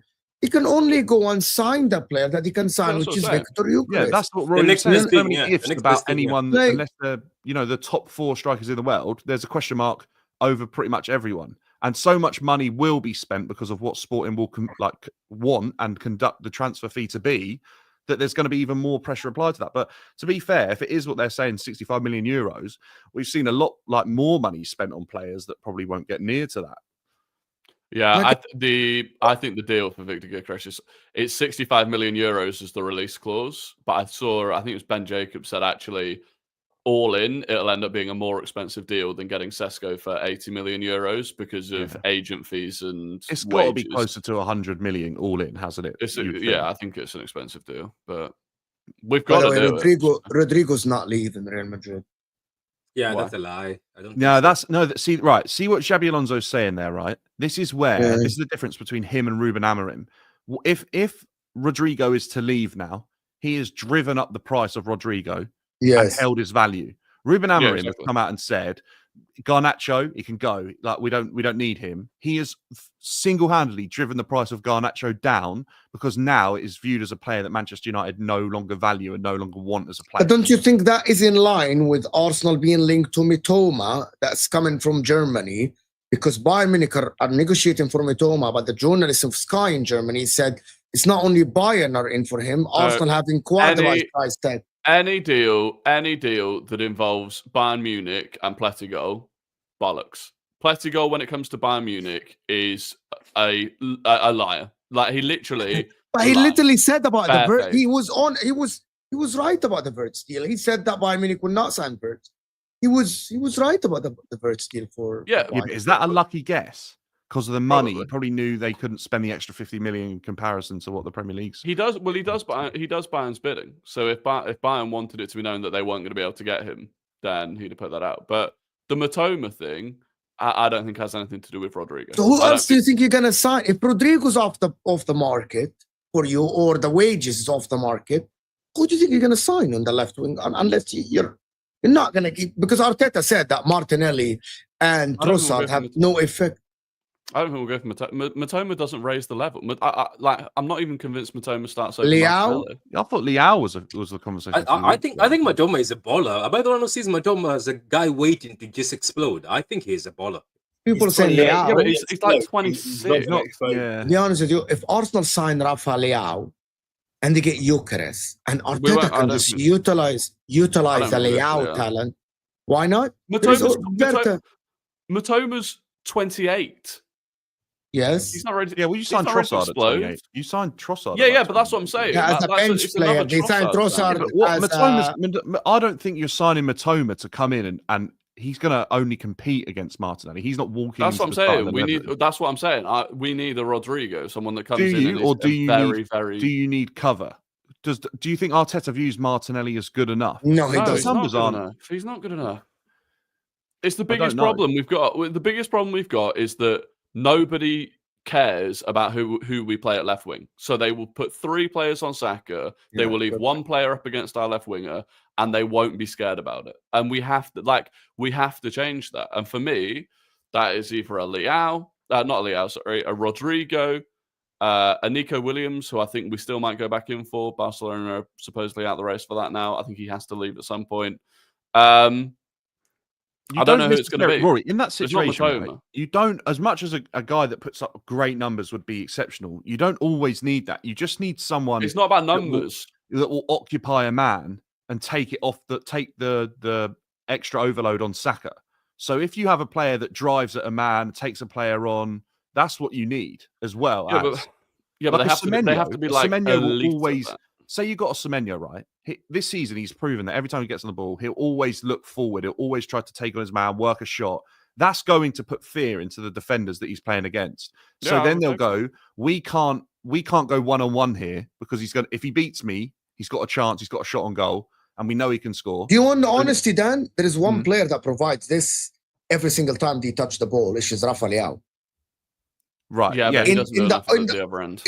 In the whole, say that again. He doesn't do enough at the other end. I don't think he doesn't do anything on the other end. He doesn't do anything on the other end. Like he doesn't work off the ball. Yeah. And we saw that in Portugal, and I know that in Milan. But Rafa Leao is an X factor. He's gonna be an X factor more than Saka, more than Gyokeres. Rafa Leao, every time he has the ball at his feet, I don't know how to tell you guys that because I watch Rafa Leao with Milan. Every time he touches the ball, everyone on the bench panics and everyone on the pitch panics from the opposition. Everyone. But does he work off the ball? Zilch, 0. He's not going to come to track back. He's not going to cover. He might press sometimes. But again, at some point, Salah did this season for Liverpool. Salah wasn't defending as much. Salah wasn't doing a lot of work off the ball. If you can get Leao to do that, and you get the other 10 players to work, I think you get an X factor. I don't think that Arteta will be able to handle him. He's a diva on the pitch. Very, very bad attitude when the team is not doing well. And he's shown that with Milan. But he's 25 years old, if I'm not mistaken. And he's an X factor. But then, Mo, maybe you could go, like Arsenal could go and look at someone in that Milan squad similar, but without being a diva on the pitch. Someone like Christian Pulisic, who's also put up good numbers this season. No, but hear me out on this, right? Because that's the type of player that works well under Arteta. And he isn't afraid of running at a player. He's still incredibly quick. And I'm not saying that's the answer, by the way. But I'm saying I'd rather probably sign Pulisic than Matoma, if I'm being completely honest with you. I think if we go to Serie A, we come away with Lookman. If we go, Lookman. How old? Lookman is good. Lookman is good. Lookman's very good. But he's not Leao. He's not Leao. No, but his output is unbelievably better. Yeah. Yeah, because he plays in a much better team with a much better manager. Is he Arsenal's academy? Charlton, actually, maybe Charlton. Yeah, I think it was Charlton, maybe. I can't remember. But I believe that you might, if you get Gyokeres and Leao, you're in for an exciting. It's so exciting watching Leao. You said X factor, and I think that's incredibly key. I think you need a player that strikes fear into the opposition. But also, like Rodrigo is not that much more expensive than Leao, and you get an exceptionally better player. I think he's not exceptionally better player at all. You don't think Rodrigo is exceptionally better? No, than I think Leao is better. Oh, Mo, I don't know about that. Do you think we have better than Rodrigo? Rodrigo from Madrid. I've seen Rodrigo do it against the best teams in Europe. I've not seen that from Leao. Like Leao played Chelsea a few seasons ago. He was not that great. And here's the difference is Rodrigo. Okay, Rodrigo is a second fiddle player at Real Madrid, even third. You know what I mean? Like he's not. Yeah, but he'll be first somewhere. Hold on. Hear me out. He's very good, right? I'm saying Leao at Milan. He is playing as I'm the best player in this league. Every single game. He is playing like this. Yeah, so he's a big fish in a smaller pond. I think if you brought Rodrigo into AC, if you brought Rodrigo into Arsenal, he'd do a better job than Leao. I definitely. It depends on how Arteta. We're not talking about someone like Asensio coming in here from Real Madrid. We're talking about a starter week in, week out. And look how he's not a starter. Asensio did well for Villa, and he showed his levels, and he was like a bench warmer at times. Rodrigo's not the starter in every game. He's not a starter every game. He is the one who gets sacrificed. His stats would suggest that he starts enough games at Real Madrid. He's played He's played 260 games for Real Madrid. At what age, by the way, at 24, at 24 years old. Just 24. He's starting the majority of games, Mo. Yeah, Until Mbappe he was nailed that's on. my belief. I watch both. I think Leao is more talented, physical, which is part of your build as a footballer, being physical and quick. He's quicker than Rodrigo. He's much stronger than Rodrigo. I think the dribbling is much better. The problem with him is the attitude. And I'm telling you, it's never going to work for Arteta because Arteta's built the squad on single attitude. bad apple he's ever had. when Leao, there is a season when Milan won the league and Leao was carrying them. Milan wanted to win 9 games in a row. Leao won them the league. Honestly, you'd be better off signing Harvey Barnes. You'd be better. He's got a better output than Leao and Anthony Gordon by minutes. I can't. I can hear Gordon. I can't hear Leah. I can't hear him. Go look at Barnes' numbers. They're actually better than Gordon. I'm not. People think that I'm thinking that Leao's problem at Milan is that he's shit. O'Malley has nailed it. Mo's opinion on Rodrigo is exactly why Rodrigo should leave Real Madrid. Which is fair enough, Rory. Fair enough. Because you see him as like the third fiddle to Vinny and Mbappe when he's spending the entire time playing off his weaker side to facilitate Vinny on the other side. Vinny has had an absolute horror season, by the way. That is why Rodrigo needs to leave. So it's an assumption. Hold on then. Your opinion, Rory, is an assumption that he would, if he was on the left, he would be phenomenal. So it's an assumption opinion, not based on what you have seen consistently on the left. No. Well, based on what I have seen of him off the right, because off the right, by the way, he scored more goals this season in all competitions than Kvaratskhelia, more goals than Nico Williams, more goals than Leao, more goals than Bino Gittins. So his output off his weaker side is still more than all of the left wingers playing on their favoured side that you would compare him to. He plays for Real Madrid. But that was Pedro. Kvaratskhelia spent the first half of the season at the Serie A winners and the second half of the season at Ligue 1 winners. Yeah, but he's an X factor. Mo, that was Pedro. That was Pedro like 10 years ago at Barcelona. And when Pedro... No, I'll tell you who it is. It's Alexis Sanchez. Yeah, it's Alexis Sanchez. When Pedro moved to Chelsea, he was good, but he wasn't... Alexis Sanchez. That's exactly what Rory and me are saying, is that's Sanchez, Pedro, they go to the next level when they're allowed to be the main man.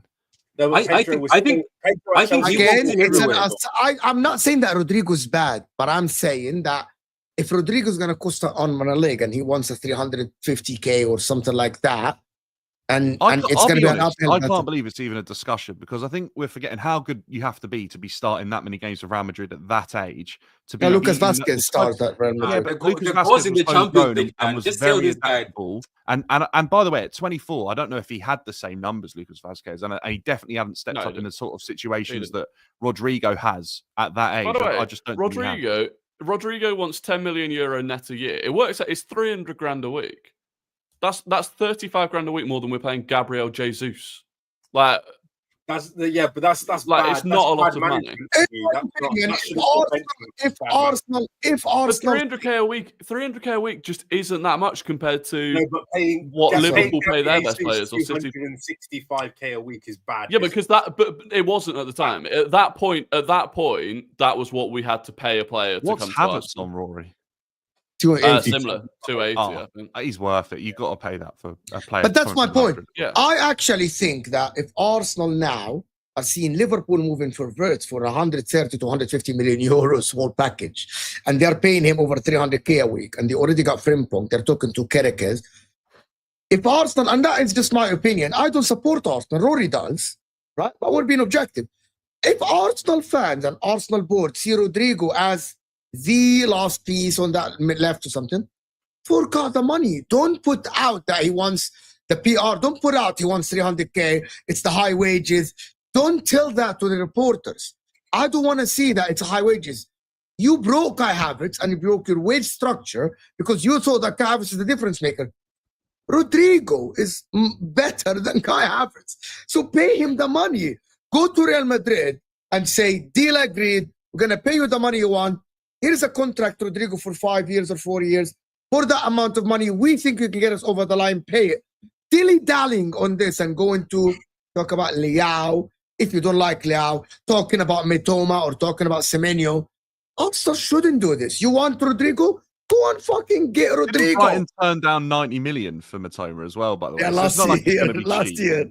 Yes, so they're obviously Yeah. expecting that bid to come in again, are they not?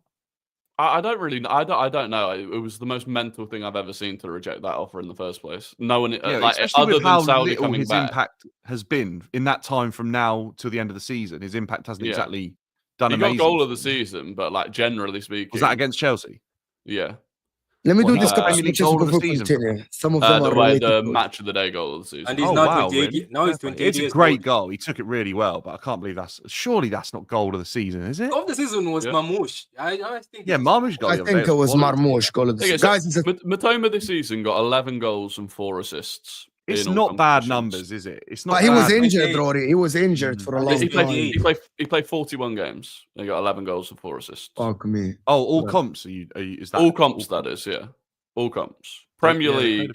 games. Premier Let me League, do you this got- too. Guys, there's 1,000 people here. Can we get to 500 likes? At least half of you.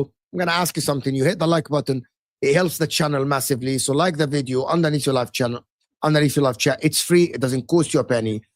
The man from Uncle is saying, put some respect on Arsenal's women's team. All I have to say, I think Arsenal fans, some of them, doing a watch along for the women's team and celebrating the Champions League win. I wouldn't do this myself, to be honest. Women's football and men's football are completely different sports. You don't watch that sport, you can't name 10 players of the women's team.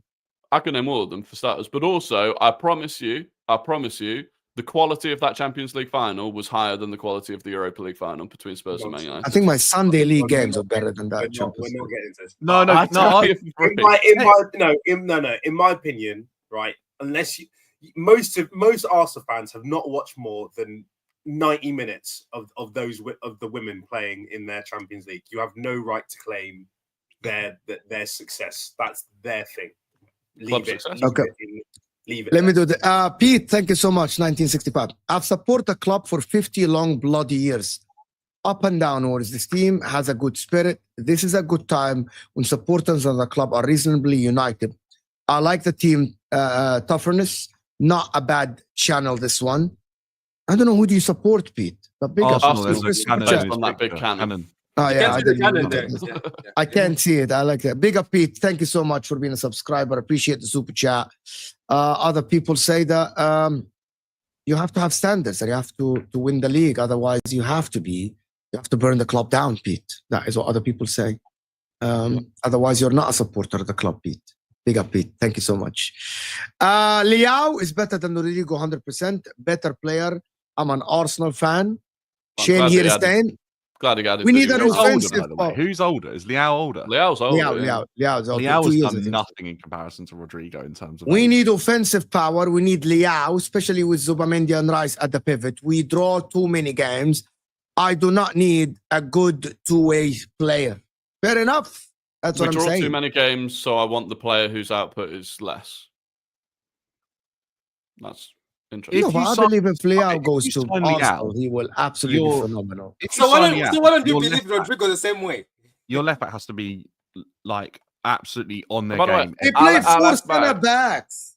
But we don't. Miles Lewis-Skelly's not a centre back. Isn't But, okay, Calafiori going to Rory, start? that's next season? actually Rory. Calafiori is. if Even you when sign Calafiori's Liao, at centre back, he ends up inside the opposition box. Calafiori is just I don't know what he is. He's a He's a unicorn. Yeah, he's got that It's the Acerbi same. trait, Mo. He's got that. He's just you know, all that over the place. Calafiori plays exactly like how Acerbi plays for us. yeah, Fucking yeah. gets the ball, runs with it to halfway line, pass, and he doesn't go back to his position. He carries He's on. going to an offensive play to Yeah. take another But pass. that And I'm actually like, causes Cal- havoc. Like Calafiori came on at half time against Newcastle United because Saliba had to go off. Genuinely, 5 minutes into the second half, he's doing 1-2s inside the Newcastle yes. box. And I'm like, why are It's you doing this, Acerbi? Yeah. It's like It works, Acerbi though. doing for us. Okay, He's as scale. much as if you sign Liao, right, and you've got Miles Lewis-Skelly when plays left back, he inverts into that centre mid role. I feel like that left back area will become so vulnerable. As much as I really rate Miles Lewis-Skelly, I feel like Liao makes that incredibly vulnerable, that left hand side, because of his ability. His that trait to only go one way. I feel like that just puts so much pressure on that side, on that left hand channel. It does. AC Milan play Hernandez. They got Theo Hernandez. Hernandez. Do you know what? I But think you know if any Premier Hernandez. League You know team- Hernandez is so offensive. You know that, honestly, right? You know I think a Hernandez Premier is League so team needs to offensive. go and take a punt on him. I think that's who Yeah, I someone agree. needs to go and spend big money Be on. honest I with think you, he could be I'm an quality. Inter fan, Dan. Broski, the guy is so fucking good. Yeah, Like if he's honestly, coach I under a can't good believe coach, he's he's not. ridiculous. Oh, he needs to But he's move an and he needs to asshole, though. move. Dan, he's a I really fucking don't. asshole. If He's he a was in my team and dickhead. he was winning, I can live with the arsehole. Me too, No, same here. But because he Ontario's plays my for me, he's a captain for 3 fucking years. dickhead, you know. Yeah. He's like Korea times 5 in terms of like shithousery and stuff like this. Do you rate Kukurea now, Mo? Or No, I don't. No, Miles Lewis Skelly's better than Kukurea, apparently. would you say Kerkez is better than Kukurea? Yes. What's with this Kerkez? Oh my god, you guys, come on. Let's be Really? serious. And the problem is, okay, let me say this once and for all, right? Sometimes Kukurea gets rid of the ball, passes it to the opposition. I know that Kukurea does stuff that makes him not look bad. Like Kukurea clears the ball, like going in and like tackles and stuff like this.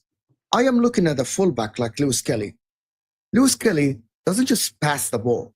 He passes the ball with purpose. When Kukurea passes the ball, right, he passes the ball to the next guy and that's it. He moves on. No, he doesn't. I've seen so many Ye- incisive yesterday- passes from Kukurea. Yesterday, So many. he literally Played passed the with ball intent 3 and times fizz. directly. Like- Well, Dan, I hope I'll come to England. Dan, I'll go to your We'll house. sit there and analyze. We'll I'll run watch- through it all. I used to do this with my friends. I swear to God, here in Egypt, when I used to talk about some players, and we're gonna analyze it. Me and you, we're gonna do a watch along, and we're gonna highlight Kukurea's passes, and you're gonna see what I'm seeing. I honestly think that they've improved an awful lot, and I can see why He Chelsea paid for improved. it. I say he improved. Because but hear I me out on think this. you can You get for a don't come better- through. You do not come through La Masia not having the ability to pass the ball. You just don't, because it's the number one thing that will be worked on, and Kukurea quite clearly has that. I'm gonna go. He's check erratic. stats and- He's and I'm just- erratic, but I just think he's been so good this season, and I have not heard the credit that he deserves from the outside. I think He's been with the Chelsea, he's been the best left back. In the Can I? Prem. He's I been the think, best. David. I honestly think he's been that good in Europe. He's the most I think- consistent left back in the Prem. Robinson is better than him. Kerkez is better than him. Robinson's overrated. Josko is better than him. Robinson. Robinson didn't score a goal Not this this, not, season. not this season. man. Not this Robinson. season. Oh, I Robinson. don't know if he's better than him either. And Robinson is better than him. Robinson is the best left back in this league. No, Robinson really? is not better. I don't know No, if he this is. is Anthony no, Robinson. this is nonsense. This is I If absolutely you, think- give me, nonsense. if you give me tomorrow 2 left backs, Mazos Kelly or Kukurea. And by the way, don't tell me future. For next season, I'm choosing Mazos. I think super attacking fullbacks get overrated in the league because we don't have many of them. And I think Kerkez, Robinson, Rory, all are rated more highly than they should be because they're quick, overlapping typically fullbacks that get forward a lot. I think when it comes to all-round fullbacks, Cucurella is definitely better than those 3.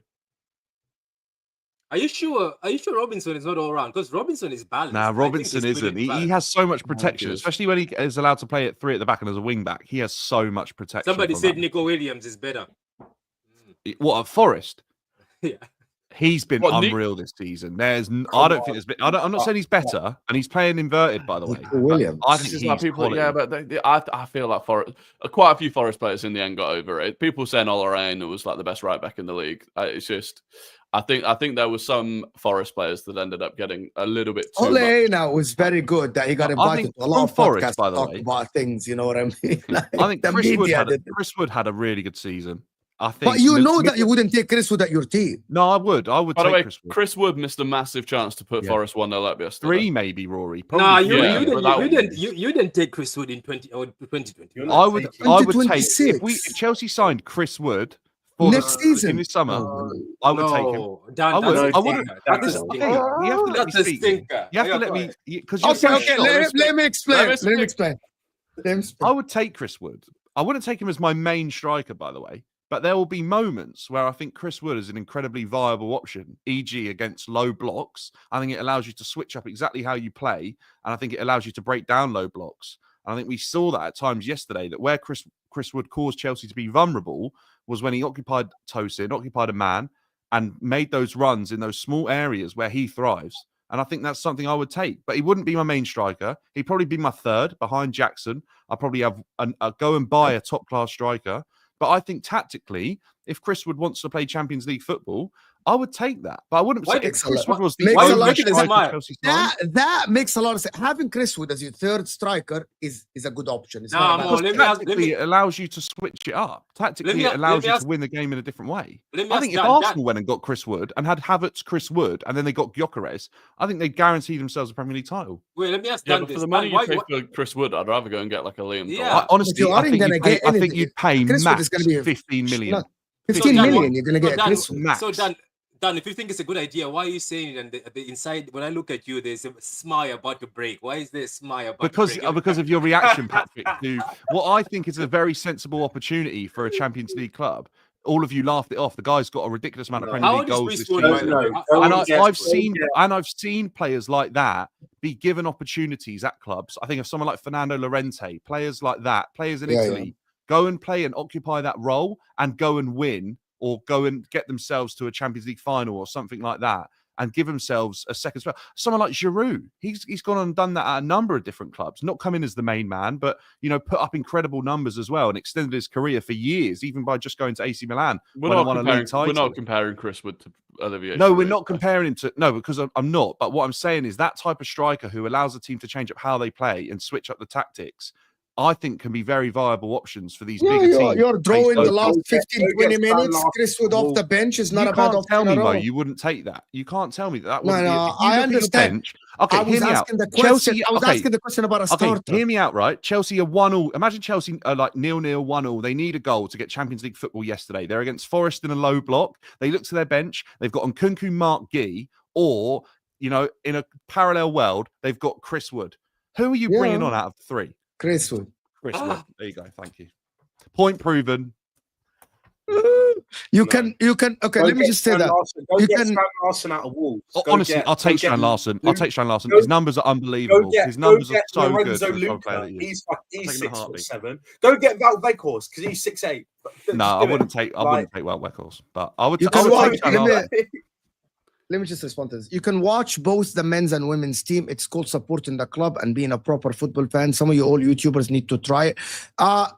If you go and support the handball team of Arsenal and the basketball team of Arsenal and the rest of them, you don't have? You have only men's and women's football? Do you have anything else? Yeah, you kids. Watch that as well. That's it? Yeah. All right. No, we wouldn't have like a sporting club in England, Mo. We would have a football club. We wouldn't have a, Arsenal, you don't have, you're not like, Germany. What do you think FC stands for? There's no Barcelona. There's no like Barcelona There's no Chelsea basketball. We don't have that. Really? No, because I don't watch, because I never watch these sports in Europe. I didn't know that at all. No. Yeah. No. So how do England have a basketball team and they have like a whole separate league? They have a whole separate load of complete different names and stuff like this. Isn't it called the BBL? I think it's called the BBL. Wow. I don't know. Mo, I think it is. British basketball league. It's like me with the sport that I play. It's like me with the sport I play. I play it in the British Prem, but it's not Bristol City. It's the Bristol team, and that's how it works. What's the team called? I play for the Bristol Aztecs American football. Yeah, the Aztecs. There you go. And that's national Prem. Like that's the highest division you can play in the UK. But it's not Bristol City. That's how it works. No. Yeah, exactly. Yeah. And they would have no association to any club. Like they just wouldn't. No. Can I? Okay, the last part just before we actually just end it is Manchester City. I have a feeling that we're only saying that Man City will challenge next season because of Pep Guardiola. But if the targets they have is Morgan Gibbs-White and Reinders, that should be alarming. Am I wrong to say that? Isn't Reinders the MVP in the Serie A? I thought he just became MVP. Why are you hating on him? Scott McTominay. No, I mean like I saw Scott. They say he was one of the MVP midfielders. He's a very good player and everything, but he's not like a needle mover. Like he's not very. They're going to lose players in that midfield. Yeah, but we don't need a needle mover at the moment. I think you do. I think City will compete. I think it's going to be another season where it's not going to be like a mid to high 90s points tally for the winners. I think it's going to be another similar to this season to an extent, although Liverpool could probably have got more points than they did if they hadn't wrapped it up as early. But yeah, I think the one worrying thing I think for City is that, like, I don't think they've got the same pull that they did previously. And I think the reason for that... what are we talking about player-wise? Like, do you mean like... Well, Wirtz, I think the fact that Florian Wirtz rejected them for Liverpool, I think there are players that are looking at City's situation now going, okay, previously City players joining City knew there was an element of risk in joining, right? But A, the 115 charges was nowhere near as far along. B, Pep Guardiola wasn't on a ticking timer. And C, all of that risk was mitigated by the fact that you were as good as guaranteed to win significant trophies. And it was worth the trade-off. Now, all of those risks are still there, but I don't think there is a guarantee. Rory, why is City now? So I kind of agree with you. There's no guarantee of trophies because I think they've probably fallen a bit, and the other teams have sort of closed that gap. In terms of the 115, why do you think that would put a player off or an agent off to like not entice that move? Because I view it as an opportunity, as a double move, if you like. If it does prove, if it proves that they're not guilty, you're still joining a very good team that will pay you very good wages. And if it's proven that they're guilty, they're going to have to sell you, and then you'll earn. You know, you'll get another move. To sell you necessarily. And if they don't have to sell you, you can say. Yeah, I think you could probably put something in the contract as well. Well, from what it sounds like, City haven't accepted doing that though. From what I've heard previously, City weren't tolerating clauses. Like none of the players they signed in January. Hasn't this 115 thing died? Wasn't it supposed to be last? No, it's still next season. They reckon. It was supposed to be last month. It was supposed to be in March. That's what we were being told. And a lot of people the problem is, if you actually join City now and then they got found guilty, you're not part of the teams that actually won things while City were cheating, assuming that they've been found guilty. You're part of the team that were found guilty. Yeah, and the thing is, the mud will actually be thrown at you more than the players that aren't at the club anymore, but were the ones that actually... it's going to be this City team, their cheats. And so you're almost going to get tarnished with something you weren't even a part of. And I just don't think it's worth it, especially if you're not guaranteed... Premier League or Champions League. I don't think that's it. I just heard rumors because when I was pissed off and stuff, I go to, as always, when you're crying, that's when rivals come to your chat. A lot of Liverpool people, even some Liverpool people who are very reliable, are saying Liverpool were actually speaking to Wirtz way before everybody in January. So, because let's be honest, they came out of nowhere, right? It was always Bayern, City. And then City were top, Bayern were top at a point in time, and Liverpool just came like that. I don't think it was just within the last week. I think it's true that they were speaking to Wirtz way before, and this is a chess move. Because, come on, man, for the fact that Bayern, I know that Leverkusen never want to sell Bayern, but for the fact that Bayern have also been rejected, I think they were speaking to him way before, and I think City found out that, okay, this kid has already been speaking to Liverpool, and then the rumors are he never even came to speak to City officials. He actually came to speak to Liverpool officials. So, look, it is what it is. I don't know about Reinders is a good baller. I just feel like the issue we have is, if you talk about people, right? I think the reason why people are saying we've taken an L, which I might admit, yes, because of KDB's leaving. And City might need a big number 10. And for the fact that it's a big name leaving, I remember when Aguero was leaving, people said, oh, you guys need a striker. Oh, you guys need a striker. I remember there's always City need a striker. I remember when Fernandinho was leaving, people were like, why didn't you sign Partey? Partey is the better deal. You know what I mean? So we always get this information when we lose a big... let's not forget Vincent Kompany left City. People were telling us that losing to Koulibaly was a mistake. Losing Cunha was a mistake. Then Ruben Diaz showed up. So look, I'm just hoping that after this big L we've got with Wirtz, which hurts me the most, and the fact that we're being linked to Gibbs-White as our number 10, I hope they have... It's just now that you're actually still talking to Gibbs-White. Man City have to sign... more. Do you... Wait, Rory. Do you just sit there and are you just searching Gibbs-White on Twitter just to piss me off? No. I am, because I have notifications on Twitter for a lot of transfer rumors people. So that's why it comes on my feed all the time. Can I ask a question? Rory, sorry. Can I ask a question? Is Gibbs-White the best we can do in the Prem? I think he's not bad. He'll obviously be a bench player like Patrick. He's not coming in to start. I think one of the biggest problems isn't it that you're you're running low on homegrown players, because if you're going to lose John Stones and you're going to lose Jack Grealish, Phillips, Walker, The keeper. Phillips, you're keeper, losing is he not still Phillips. about as well? Yeah, you're losing Phillips, Walker. I mean, Phillips don't Grealish. count for this season because he wasn't. But Walker, Stones, Grealish.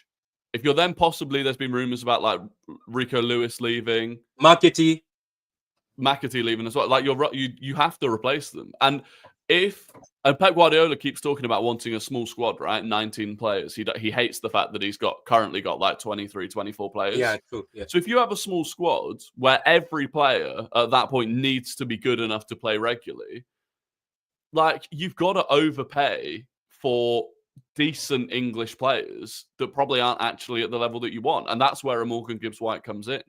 Like he's a decent player that will be good enough, but you have to bring him in. It's a Calvin Phillips move, isn't it? I think it's very similar. Dan, please don't. Because you've got to remember that Calvin Phillips was a 2-time England Player of the Year when you signed. Yeah. Calvin Phillips was rated higher than Declan Rice. I guarantee you, Foden will move into the 10, or he'll go 10less, and Gibbs-White will be, a variable option if you need to. Calvin Phillips. I think he's gonna play 2-striker formation with Marmoush 2 strikers and 2 CMs and maybe a holder. Nico Gonzalez and Rodri, and maybe the creativity will come from Foden inverted, Foden come from the right side, or Morgan Gibbs-White or something like this. But I don't know why. With what's his name, Gibbs-White, I don't see City actually challenging next season. Is that because of Pep or the team? No, because of the team. The team, because Rory said it best. He said you have to have. He wants to have a small squad. I mean, that small squad should be like the triple winners. Like every single player is top notch. That's why I have a small squad. You know what I mean? Yeah. You cannot tell me that I'm gonna have a small squad and have Rico Lewis and Gibbs-White and Kuzanov, Savinho, Doko. That doesn't make any sense. You cannot have. I want to work. Yeah, I want to work with 20 players. 8 of them are mediocre. Like, with all due respect, are not title-winning players. Okay, so is this not Pep failing to adapt? Because I think we're seeing someone failing to adapt here, and I think he could potentially get left behind by the footballing congestion. That's like, he's got a Club World Cup. We spoke about this 2 weeks ago, didn't we? He's got a Club World Cup. He's got a pre-season. It's all going to be incredibly limited. Like, there's not going to be a greater strain on his players than the season he's about to have. Isn't the Club World Cup 7 games as well? Yeah, but he has to. So if he reaches the final 7 competitive games and you want to have 22 players only, well, what are you doing? I don't know. And he says, I want to sell 6 to 7 players. And he's like, I don't want a big squad. And I sit there, I was like, man, you're going after the Club World Cup. You're going after the Carabao Cup. You're going to go after the FA Cup when you come back. Champions League format has changed. And you want to have 22 players. I know. But he has to use, because they still don't fully know how Man City want to play in this new era. And so he's gonna have to use the Club World Cup as a training, like a pre-season. Like, he's gonna have to use that tournament to coach how he wants to play. Because if he doesn't, like, Arsenal are coming back for pre-season basically at the exact same time as the Club World Cup ends. So Arsenal are going to be in pre-season with hopefully most of our new signings preparing for next season at the time where Man City are starting their holidays and then having a much shorter pre-season before the start of the season. So I think it's difficult. And I think, like you said, with 18, 19 players, if they're not the triple, exactly. If they're not the triple winning team, and you're losing so much of that experience as well. And then I think, like Florian Wirtz is this generation's Kevin De Bruyne, effectively, but you're not getting this generation's Kevin De Bruyne like you did last generation. You're getting potentially Morgan Gibbs-White, and it's not the same level. Every time somebody says his name, it just stings me in the head. You're getting this generation coming in to have that. Aaron Ramsey. More. You're getting this generation's Aaron Ramsey. That's nasty word. Respect Aaron Ramsey, please. People don't know this. Like, they just don't know, because we literally picked up Kevin De Bruyne, and everyone, by when we sold him, everyone was like, "Oh, he's just left." No one knew it was Kevin De Bruyne. Gibbs-White could be this generation's Kevin De Bruyne. You don't know. No, but he's not. No, we watched him already. I'm not saying like, because Liverpool have bought Florian Wirtz for 100 mil, he is the next Kevin De Bruyne. You don't know that. He could be terrible. David, No, there's a I- different level. Foreign here. ver- No, foreign verse. because if someone, because when we signed Morgan Kai Havertz, if when we signed Kai Havertz, someone told you he's not going to be great, most people would have been like, "You're lying," because the hype level is about. Yeah, the but same. Morgan Gibbs-White doesn't even have that hype. Like, Yeah. he doesn't even have that hype. He's in the team of the season. But that doesn't mean he's not good though. Yeah, but Just because this is- he's not We are- from Barcelona. David, just we're because he's talking not a about quality player. challenging and winning the Premier League. Winning the Premier League. City need last season's He Phil could, Foden back. he could be good. He could be good. enough. He could- I think that's so key, Rory. I think Phil Foden will be Phil like the Foden is main still man. younger than Gibbs-White. That's the Yeah. crazy thing. I think he will be. And like you said, Patrick, his numbers this season, considering we've all seen him have a worse season as well, they're still not that bad. They're still not that bad. So like, I think he will be the main man. There's no way if you sign Gibbs-White, he's not coming in as your main guy. He's just not. No, he's not. And you know what, Phil Foden, the issue is it's good that it came out and he said it himself, because we were telling people that Phil Foden has got personal issues and he's been carrying apparently a knee problem. So a lot of people are like, he's finished. These guys are not finished. It's the same point I made earlier on. Cole Palmer, Phil Foden, Saka, all these people, they're not finished. They had injuries and they've had issues, but they are still the guys who are going to carry this Premier League going forward as one of the best players.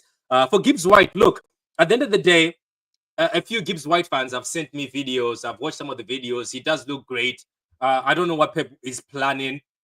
Maybe we're planning for the championship with the Victor Rice, Kusanov, Gibbs-White. You never know. Maybe we're planning for the Champions League. I have no idea. What happened to those two? He said And the other one, Victor Rice or whatever. he said this Oh squad yeah, is- I swear to God, Rory, I forgot that they signed that guy. Yeah. he said Yeah. he said that's why he doesn't want the big squad, because Well, they were desperate when they signed those two players, weren't they? So they were getting minutes, but then those players that was I think slightly Kusanov is good. I think Kusanov is very, very good. Yeah, I think Kusanov he's looked good. fine. He had Yeah, that he looked bad very- first 5 minutes. And that was then it. I think he was That fine. was- Yeah. I don't know, See, but I listen, swear he's not playing ever again though. It's just disappeared. No, he's No. gonna play. He's gonna play. No, isn't there? No, I don't know how true the rumors are, but apparently he made a joke, and now he's Nah, not he did. No I way, don't know. really? I don't think No, What? what? No, it wasn't. No. It wasn't. It doesn't. It was Yeah, just. A, apparently, he made a joke about Pep being bald, and Pep didn't Yes. like There's it. no way. No. No, Actually, that was Not being allowed to go for reported. That was actually reported. That was in the media. reported. Now I I'm remember. not No, even it taking doesn't- the piss. There's no no, way. the page said it's a joke. The page made it out to be a joke. It wasn't true. So the page said it's a Oh, joke. okay. It's But parody. do you know what he's been doing for the past few months? He went back home and got engaged, and right now he's gone back home again. In the He's still mid-season, when active City as well. wanted defenders, he went back Oh, home yeah. to get married. Yeah, glad you signed 50 million.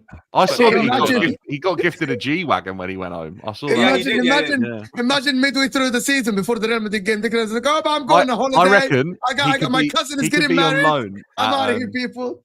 Southampton next season. Nah, he's gonna stay. I think he'll be on loan at Southampton.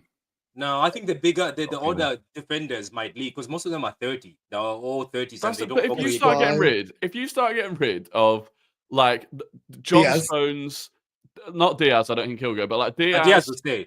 Akanji. No, they've Diaz will gone. not go. No, Diaz will not go. Sorry, So not you got Diaz. Stones. Sorry, Stones. Vardiol, Akanji.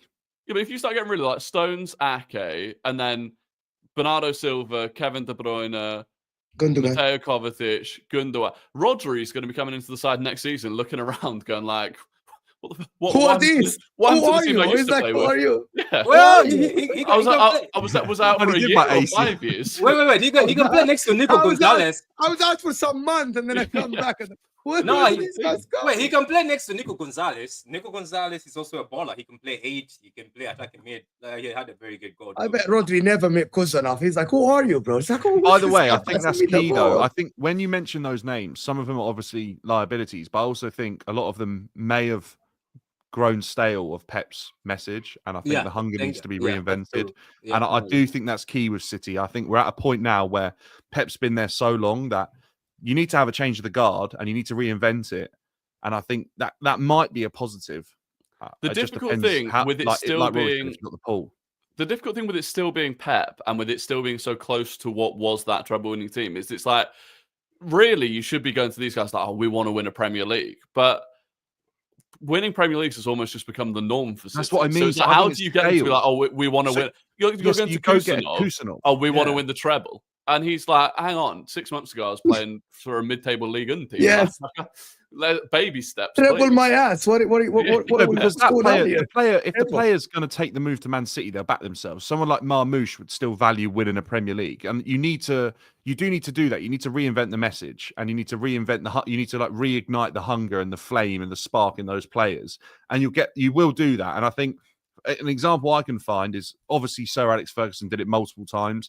I think we saw Jose Mourinho even leave the team that he built that hunger and fire and spark in at Chelsea, come back like 10 years later, get rid of them and bring in your Fabregas, your Costa, your Pedro, and go again. And he sort of kept a mix of players that had been there and players that weren't. And I think that's what we'll see is the players Pep's watching in training every day, players like Foden, players like Rodri. He'll look at them. Haaland, he signed a 10-year deal. They're set. They're going to be there. They're going to be part of the new spine, and then he'll That's go the thing, again. though. I can't remember enough of Fergie's era to remember if he ever had like one season to the next where there was as much change. But it's like, The 3 seasons he lost the title to Arsenal. Yeah, to Chelsea. When Chelsea were winning the league, they were getting rid of that team. Remember, it was you won it, Rory, won the and then league. Chelsea won it back to back. In those 3 seasons, United were transitioning. You know, you had team like won Ronaldo, 2003 Rooney to 2007, then, right? 2003 to 2007. Rooney, that was a massive rebuild. Vidic was coming in. You had Rio just sort of growing up. You were getting rid of the likes of Yap Stam. You were getting rid of the likes of Beckham. Some of the 92 were moving on. But some of them stayed. But like Beckham left, but Neville stayed. Yeah. And so that's the thing. Maybe that is the point that City are at. Because if you do look like this next season, they could very easily have a starting lineup where it is only Diaz, Rodri, and Haaland. Maybe and Foden and for the treble winners. Oh, I mean the treble. Oh, another thing the is treble winning side. And guess what? I think he now, because you know how Josko has performed very well as a centre back, and for a while, I think they were saying they're not going to get left back. You're going for Aïnouri. Yeah, Aïnouri now. Talk about it. Yeah, they're speaking to Aïnouri. So I think Josko might be the centre back who's 23 years old, next to Diaz, 27 years old. If they have Kusanov on the bench, I'm not seeing that as a bad team. I don't know. It's just that as soon as we get back.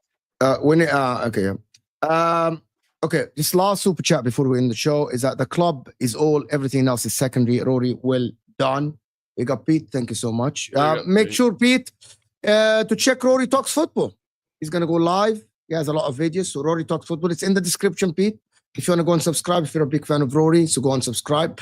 Assalamu alaikum. I had an accident this weekend on my motorbike, dislocated shoulder and some minor bruises. Enjoying the show. Thank you, Diallo, and get well soon, my friend. Sorry to hear that. Get well soon. Listen, people, appreciate everyone that joined. Patrick is going live now talking about Aïnouri to Manchester City in depth. So go and check True City Fan. It's in the description as well. Dan, I'm still waiting for your match review on first. So, yes, yeah, true. Actually, yeah, I need to. All right. Probably big up, Rory. You got something going on today? Maybe we'll see if any proper news comes out. If not, just all right. That's a great show, guys. Your Rational League is here tomorrow. We're gonna try to get Wolfie on with Ashraf and Shez and Hussam. That would be different. I will see you guys soon. This will take us to Football Terrace, and we're out of here, people.